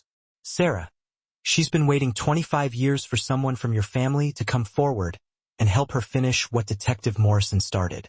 Sarah realized she was trembling. You're saying that telling my story today isn't just about protecting myself from Richard or Victor's sons. It's about finally getting justice for Detective Morrison and potentially dozens of other victims. I'm saying that your mother would be proud of the woman you've become. And I'm saying that sometimes the most dangerous thing you can do is also the most necessary thing you can do. Sarah looked at the photographs again, seeing her mother not as a victim who had died alone and afraid, but as a woman who had been trying to fight back against impossible odds. Tom, I need to ask you something, and I need you to tell me the truth. Anything. Do you think Mom's car accident was really an accident? Tom was quiet for a long moment, his face heavy with 25 years of carried guilt. No, sweetheart. I don't think it was an accident. I think your mother was murdered because she refused to stop fighting for her children. The words hit Sarah like a physical blow, but instead of devastating her, they crystallized her resolve into something unbreakable. Then it's time to finish what she started. Sarah stood up, placed her hand on her belly, and looked at Tom with the kind of determination that reminded him powerfully of the woman who had raised her. Let's go tell the world what happens when you underestimate a Blackstone woman.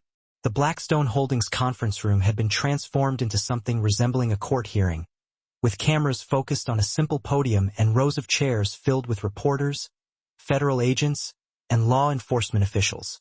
Sarah stood behind the podium, looking out at faces that would carry her story to millions of people, and felt a strange calm settle over her. "Good morning," she began, her voice carrying clearly through the room. "My name is Sarah Wheeler Mitchell, and 6 months ago, I thought I knew who I was. I thought I was a former elementary school teacher, married to a successful attorney, living a comfortable life and expecting my first child. Today, I'm here to tell you what I've learned about the difference between the life you think you're living and the life that's actually being lived around you." She paused, letting her words settle before continuing. "I'm here to talk about systematic deception, financial manipulation, and the way that women are often treated as assets to be acquired rather than people to be respected. I'm here to talk about family secrets that were meant to protect but ended up isolating, and about the courage it takes to choose truth over safety." Sarah looked directly into the main camera, thinking about all the women watching who might recognize pieces of their own stories in hers. "But mostly I'm here to talk about what happens when you stop letting other people tell your story for you and start telling it yourself." She spent the next 30 minutes laying out the complete narrative of Richard's systematic manipulation, the discovery of her connection to Marcus, the threats from Victor's criminal organization, and the web of deception that had shaped her entire adult life. "I want to be clear about something," she said as she neared the end of her prepared statement. "I'm not here asking for sympathy or pity. I'm here as a woman who discovered that the people she trusted most had been lying to her for years, and who chose to fight back rather than accept that deception as the price of security." The question and answer session that followed was intense but manageable. Sarah found that telling her truth publicly was actually easier than she had expected. There was something liberating about no longer having to manage other people's versions of her story. But the real impact of the press conference became clear in the days that followed. Within 48 hours, Richard's law firm had fired him and launched an internal investigation into his conduct. The competency case against Sarah was quietly withdrawn, and Richard's attorney filed papers requesting an uncontested divorce with minimal financial claims. "He's trying to minimize his exposure," Maria explained as they reviewed the legal documents. "He knows that his manipulation tactics are now on public record, and he can't afford to have them examined more closely in family court." "What about the threats from Victor's sons?" Radio silence. "Agent Collins thinks they've decided that the attention on their activities makes it too risky to continue targeting you." Sarah felt a complex mix of relief and anticlimax. "So it's over. The immediate threats are neutralized, but there's more." Marcus entered the room carrying a folder thick with legal documents. "The FBI's investigation into Victor's organization has uncovered enough evidence to bring federal charges against 12 people, including Victor's sons. Agent Collins thinks they'll be able to close cases that have been open for decades, including Detective Morrison's murder. Potentially, they found financial records that show payments to the man who killed him, payments that can be traced back to Victor's accounts."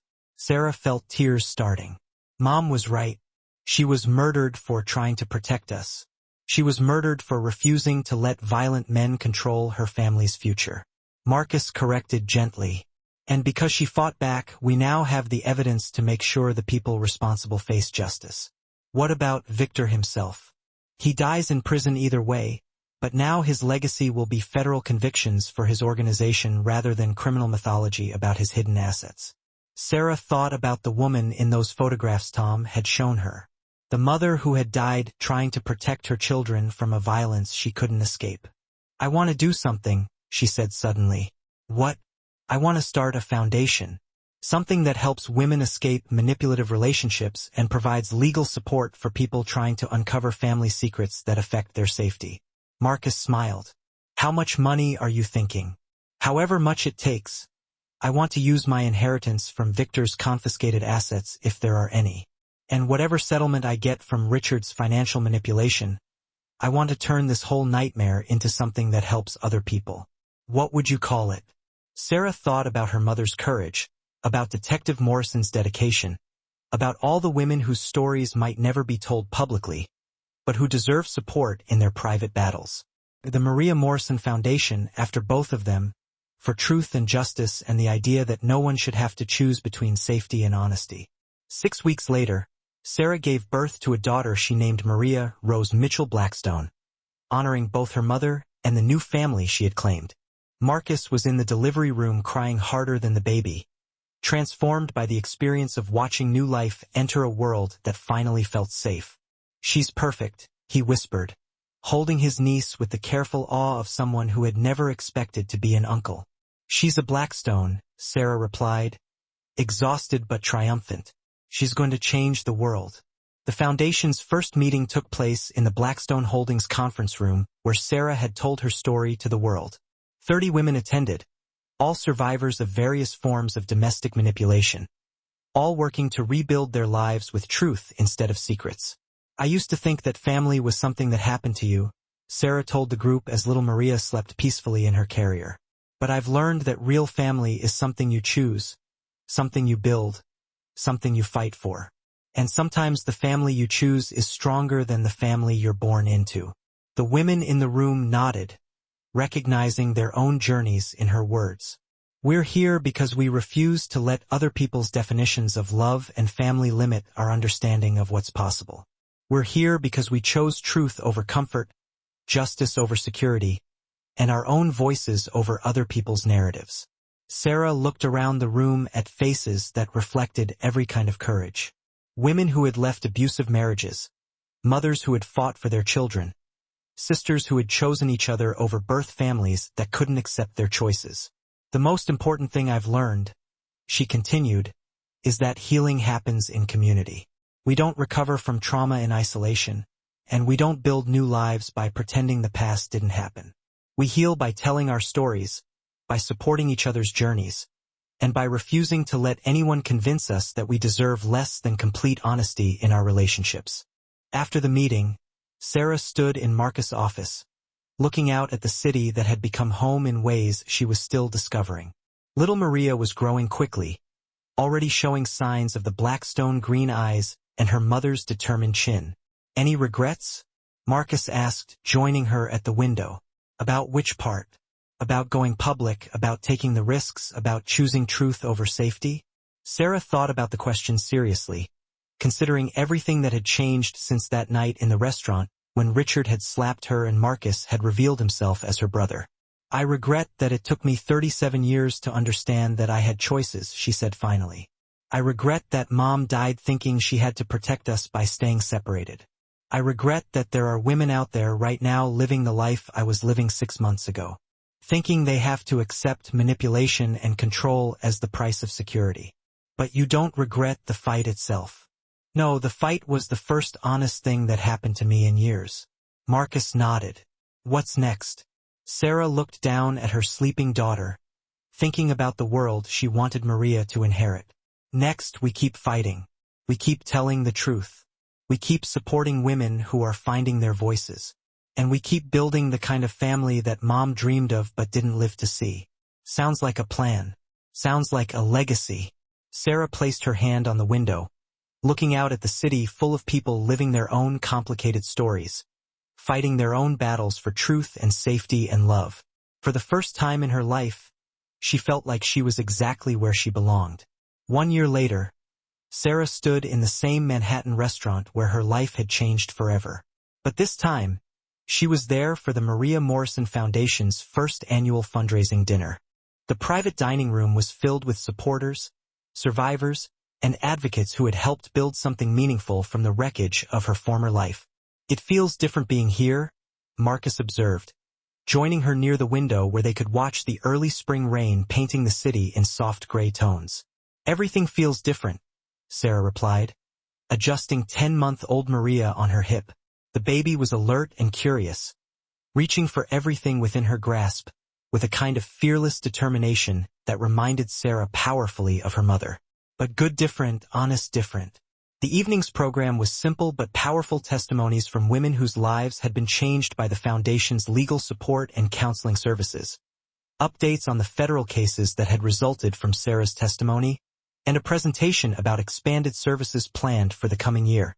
But for Sarah, the most meaningful moment came when Agent Patricia Collins approached her during the cocktail hour. "Ms. Mitchell, I wanted to thank you personally," the FBI investigator said, her voice carrying the weight of 25 years of patient investigation. "Because of your courage in coming forward, we were finally able to close Detective Morrison's case. His family has been waiting decades for answers. Was it really Victor who ordered his murder?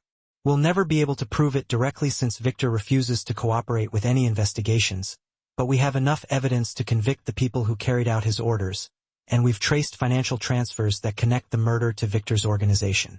Sarah felt tears starting. "Mom was right to be afraid. Your mother was a brave woman who was trying to protect her children from a level of violence that most people can't imagine. But she was also fighting that battle alone without resources or support systems. Unlike me, unlike you, the difference between your story and your mother's story is that you had a brother who could provide security and resources. And you lived in a time when women's voices are more likely to be believed and supported." Sarah thought about all the ways her story could have ended differently. All the points where fear might have won over courage if circumstances had been slightly different.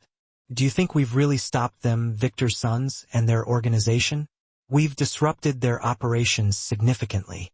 3 of Victor's sons are now serving federal sentences, and the remaining members of his organization have either been arrested or have fled to countries without extradition treaties." But Agent Collins smiled grimly. "But organized crime is like a hydra. Cut off one head, and 2 more appear somewhere else. The important thing is that we've sent a clear message that targeting families for financial gain will result in federal prosecution." Sarah nodded, understanding that the victory was significant but not permanent. "What about Richard?" "Richard is serving 18 months in minimum security for financial fraud. He'll lose his law license and most of his assets, but he'll survive. The question is what kind of man he'll be when he gets out. That's not my problem anymore." "No, it's not. And that might be the most important victory of all." As the evening progressed, Sarah found herself in conversations with women whose stories shared common threads with hers. Systematic manipulation disguised as love, financial control presented as protection, isolation framed as special treatment. "The thing that strikes me," said Dr. Rebecca Martinez, a psychologist who specialized in treating survivors of narcissistic abuse, "is how many of these relationships follow the same pattern. The initial love bombing, the gradual erosion of self-trust, the systematic isolation from support systems. It's like they're all reading from the same playbook," agreed Jennifer Chun, a lawyer who handled domestic abuse cases. "Rewritten and expanded **. To expose the broader threat posed by Richard would not only neutralize him but also potentially provide protection to others who might find themselves in his crosshairs down the line." A smile played across Marcus's lips, and in that moment, Sarah detected a newfound fierceness, a sense of resolute pride that she hadn't witnessed before. "Do you know what I just realized?" he asked, his eyes sparkling with a hint of admiration. "What is it?" Sarah replied, leaning in slightly, intrigued by his observation. "You've completely shifted your mindset," he declared, a note of astonishment in his voice.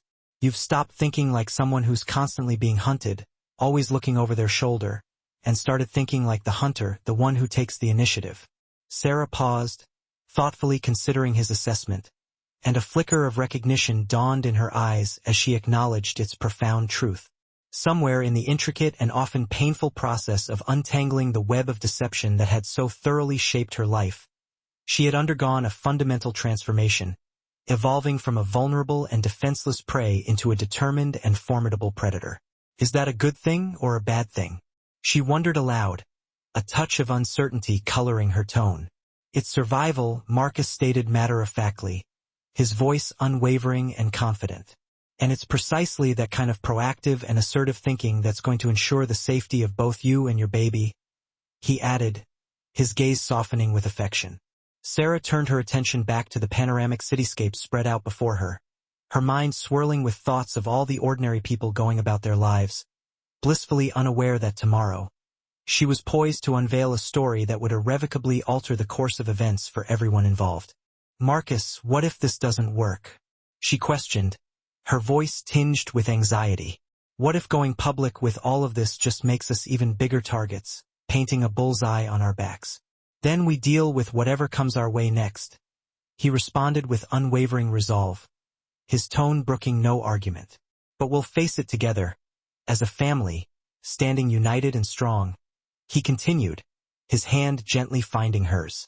And we'll do it in the full light of day, exposed for everyone to see, instead of cowering in the shadows, consumed by fear. Promise me something, Sarah, he pleaded, his eyes searching hers with an intensity that made her heart flutter. Anything, she replied, her voice barely a whisper, completely captivated by his earnestness. Promise me that no matter what unfolds tomorrow, we won't allow fear to dictate our decisions any longer, he urged, his grip tightening on her hand. We won't let the violence and threats of others control the choices we make, shaping our destinies according to their twisted desires. Marcus gently enfolded her hand in his grip both warm and reassuringly steady.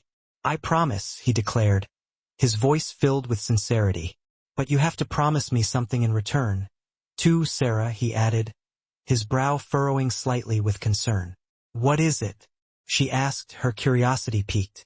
Promise me that if things get too dangerous, if the threats escalate beyond anything we can reasonably handle, you'll allow me to get you and the baby to a safe place, somewhere far away from all of this chaos.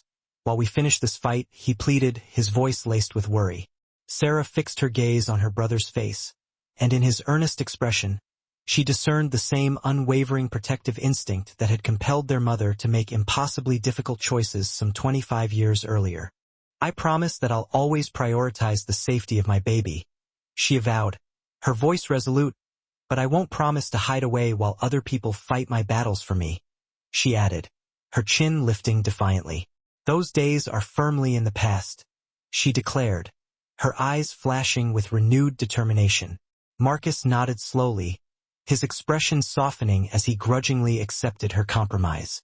Then let's go out there and make some history, he said, a hint of a smile returning to his lips, the fire of determination burning brightly in his eyes. Thursday morning dawned gray and oppressively cold, with the kind of relentless, drizzling rain that seemed to cast a perpetual shadow over Manhattan, transforming it into a scene straight out of a classic noir film.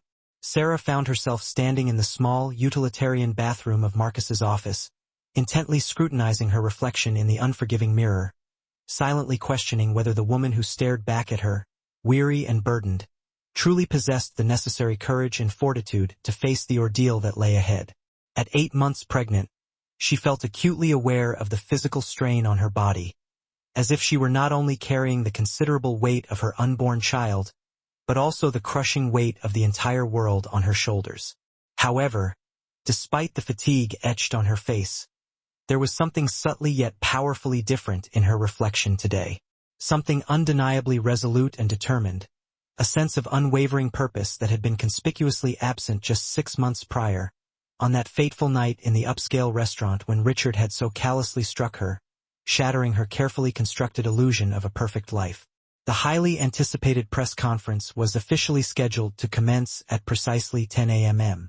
In the opulent Blackstone Holdings main conference room, which had been meticulously transformed into a state-of-the-art media center, complete with a dazzling array of cameras, strategically positioned microphones, and an impressive security detail that would undoubtedly have made even the most seasoned members of the Secret Service feel a twinge of envy. From her vantage point in the bathroom, Sarah could clearly hear the low murmur of voices filtering through the thick walls as reporters from every major news outlet, along with a contingent of stern-faced law enforcement officials, carefully took their assigned positions, each poised and ready to capture every moment of the unfolding drama.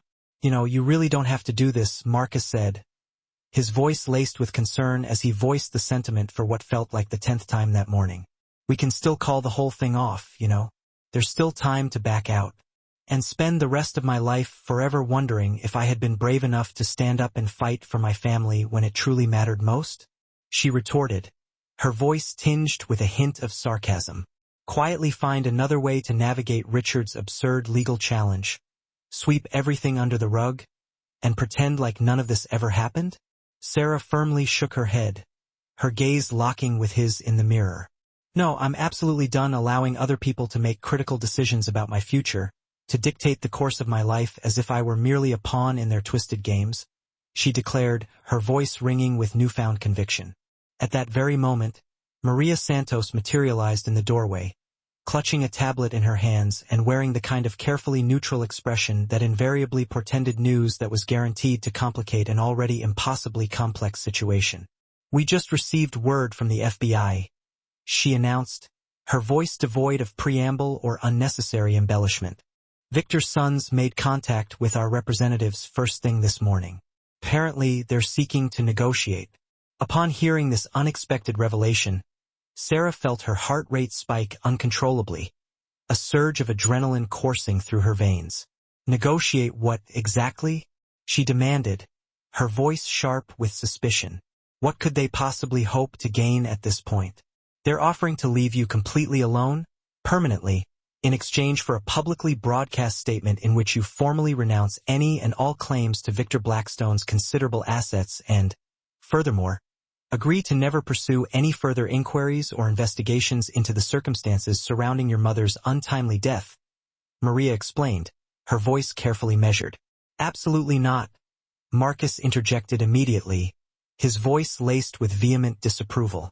There's no way we're even considering that option. It's not your decision to make, Marcus, Sarah retorted, her gaze shifting to Maria, her expression demanding further clarification. What exactly are they offering in concrete terms? Lay it all out for me. Complete and immediate withdrawal from any and all surveillance or intimidation activities. Maria began, ticking off the points on her tablet. A guarantee of absolutely no interference with your ongoing divorce proceedings or any future custody arrangements pertaining to your child. And, perhaps most significantly, an ironclad guarantee that your child will never be contacted or threatened in any way, shape, or form by anyone affiliated with Victor's organization, in exchange for your relinquishing any right to ever know the truth about how your mother died and any potential inheritance from a man you've never even met. Essentially, yes, Maria confirmed, her gaze unwavering. That's the gist of it. Sarah paused for a moment, thoughtfully considering the devil's bargain that had been presented to her, recognizing both its superficial appeal and its inherently manipulative and fundamentally flawed nature. What happens if I were to accept their offer? She inquired, her brow furrowing with concern. And then, at some later point in my life, I decide that I simply must know the truth anyway. What recourse would I have? Then the deal is effectively null and void, Maria explained, her voice matter-of-fact, and we're essentially back to square one, facing the same precarious and potentially dangerous situation that we're currently in. So, in essence, they want me to make a solemn promise to never seek out any answers about my own family's history, about the circumstances that have shaped my very existence, and to irrevocably bind my unborn child to that same vow of silence, condemning them to a life of ignorance and uncertainty. That's certainly how I interpret it, Maria replied, her tone somber. Sarah felt a sudden surge of anger, a wave of indignation so intense that it surprised even her with its sheer force. They want me to embrace ignorance and to live in perpetual fear, just as my mother was forced to do, she declared, her voice trembling with barely suppressed fury. They want me to perpetuate that very same legacy of secrets and stifling silence, passing it on to my innocent child, condemning them to a life lived in the shadows. Marcus took a step closer to her, his expression softening with a mixture of concern and understanding. Sarah, you absolutely need to consider this offer carefully, he urged, his voice gentle. This offer, however distasteful it may seem, undeniably represents safety and security for both you and your baby. This offer represents exactly the kind of flawed thinking and short-sighted compromise that got our family into this tangled mess in the first place," she retorted, her voice laced with exasperation. "How many more generations of Blackstones are going to continue sacrificing truth and justice on the altar of the mere illusion of safety?" Maria glanced back and forth between Sarah and Marcus, clearly sensing the palpable tension that was rapidly building between them, threatening to erupt into a full-blown conflict. "There's something else that I feel you both need to be aware of," she interjected cautiously, her voice carefully modulated. "The FBI's analysis suggests that this unexpected offer from Victor's sons indicates that they are significantly more concerned about the potential for public exposure and federal scrutiny than we had initially realized. They simply wouldn't be engaging in these kinds of desperate negotiations if they genuinely believed that they could effectively manage the fallout from this story going public. Meaning that we actually have more leverage in this situation than we previously thought," Sarah stated, her eyes narrowing thoughtfully. "Precisely," Maria confirmed. "The threats against you and your family are undeniably real, but so is their very real fear of a comprehensive federal investigation into their illicit activities." Sarah made her final decision with the same unwavering clarity and conviction that had been guiding her actions for the past several weeks. "I'm not taking their deal," she declared, her voice ringing with unwavering resolve. "I absolutely refuse to trade away my fundamental right to know the truth about my own family, about the circumstances surrounding my mother's death, in exchange for their empty promise to simply stop terrorizing my family. And I certainly won't teach my child that the appropriate way to deal with bullies and intimidation is to simply surrender to their demands, handing over whatever they want on a silver platter." "Sarah," Marcus began, his voice laced with protest. "No, Marcus, I've carefully listened to everyone's advice," she interjected firmly, cutting him off before he could launch into another argument. "I've diligently considered all of the potential risks and ramifications, and I've made my choice," she declared, her chin lifting defiantly. "We're proceeding with this press conference, and we're going to tell the complete and unvarnished truth about everything, no matter the potential consequences." Before anyone could attempt to argue or dissuade her further, a sharp knock resounded on the heavy oak door.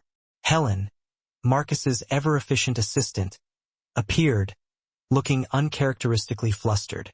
"Ms. Mitchell, there's someone here to see you," she announced, her voice slightly breathless. "He says that he's your stepfather, Tom Wheeler."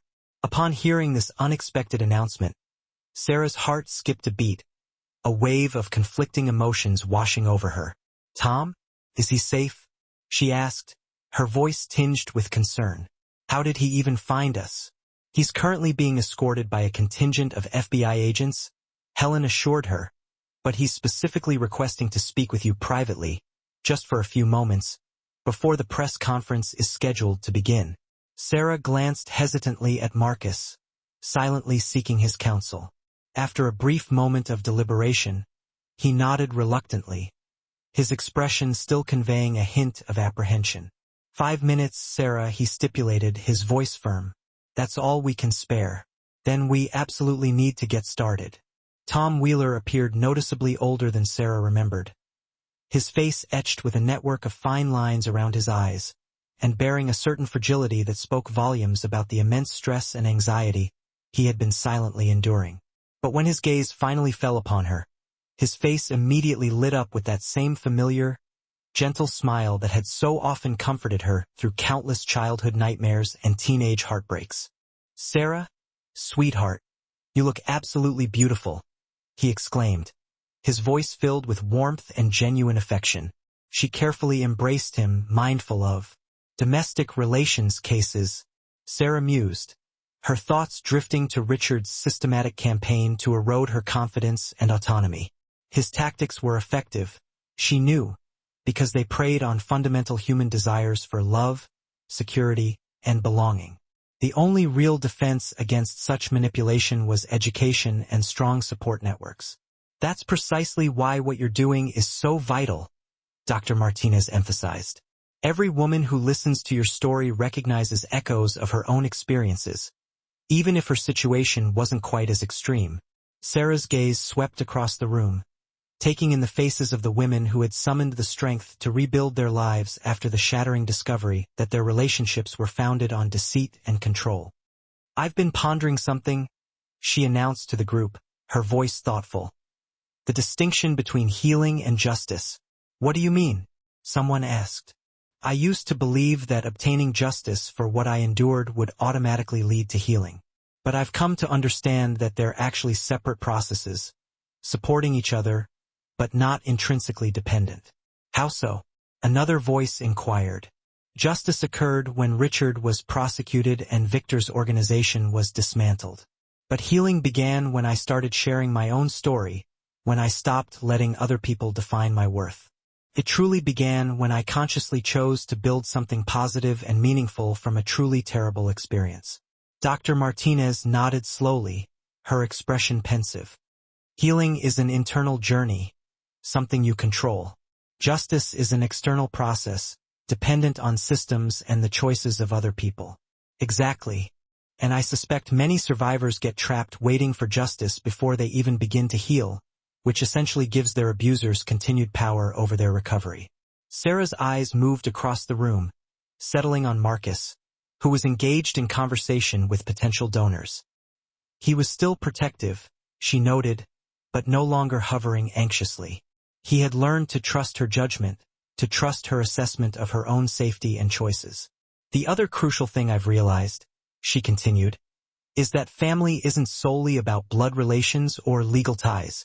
It's about the people who consistently show up for you, who support your growth instead of trying to stifle it, who celebrate your successes without trying to steal the spotlight." As the evening began to draw to a close, Sarah found herself standing in the very spot where Richard had struck her 13 months earlier. The memory remained vivid, almost photographic, but it no longer held the intense emotional charge it once had. "Thinking about that night?" Marcus asked, appearing at her side with a sleeping Maria cradled in his arms, his voice gentle. "Thinking about how incredibly different everything is now. That night, I felt powerless, confused, and utterly trapped. Tonight, I feel like I'm exactly where I'm supposed to be." "Any advice for your former self?" Marcus inquired, a hint of amusement in his voice. Sarah considered the question seriously, her brow furrowed in thought. "I would tell her that the slap wasn't the worst thing that happened that night. The worst thing was all the years before the slap, when she accepted being treated as less than equal and actually convinced herself that it was normal. And the best thing, the very best thing, was that the slap finally made her angry enough to stop accepting unacceptable treatment." Marcus smiled, his eyes filled with affection. "Mom would be proud." "I think so too. But more importantly, I'm proud. I'm proud that we chose truth over convenience, that we fought back instead of hiding, that we built something meaningful instead of just trying to survive." Sarah gently took her sleeping daughter from Marcus' arms, marveling at how much love and hope could be contained within one small, precious person. "What do you want for her?" Marcus asked, nodding towards Maria. "I want her to grow up knowing her own worth, deep down in her bones. I want her to understand that love should make her feel stronger, not diminished. I want her to know that she always has choices, even when those choices are incredibly difficult. And if, someday, she faces the kind of manipulation I faced, then I want her to remember that her mother chose courage over comfort, that her uncle stood with her when it truly mattered, and that her family's legacy is fighting back against anyone who tries to weaponize love." Sarah cast one final glance around the restaurant, seeing not the scene of her humiliation, but the birthplace of her transformation, the crucible where her new self had been forged.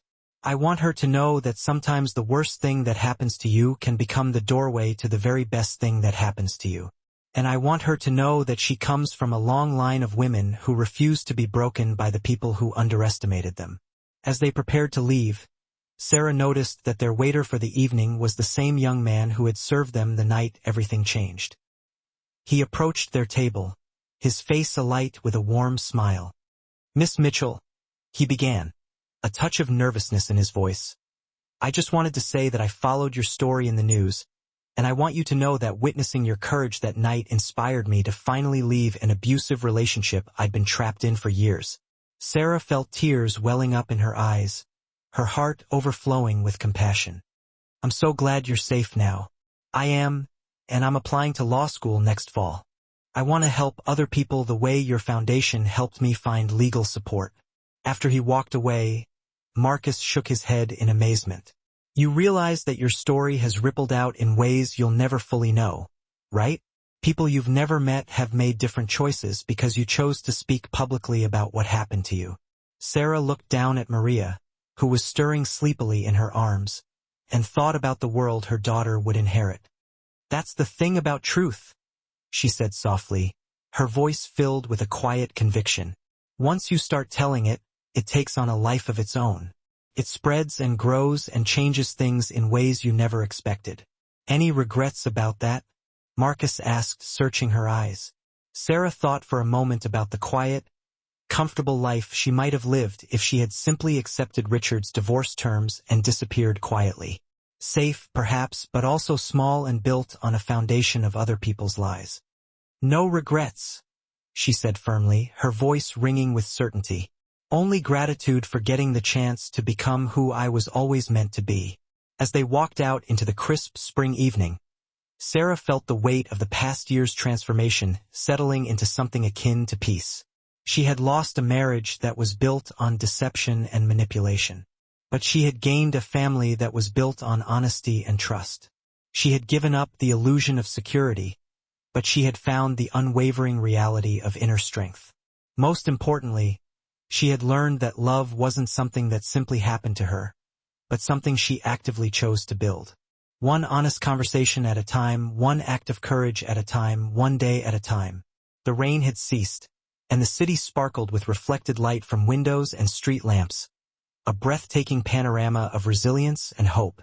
Sarah gently adjusted Maria's blanket and walked forward toward her new life, her brother walking steadfastly beside her and her future held securely in her arms. Behind them, the restaurant continued its evening service, quietly serving new stories and new beginnings to people who had no idea that the woman walking away had learned to transform her pain into purpose, her betrayal into wisdom, and her silence into a voice that would ultimately help countless other women find their own courage. Sarah Wheeler Mitchell Blackstone had come full circle, but the circle was wider now, stronger now, and built on the kind of enduring truth that could withstand any storm.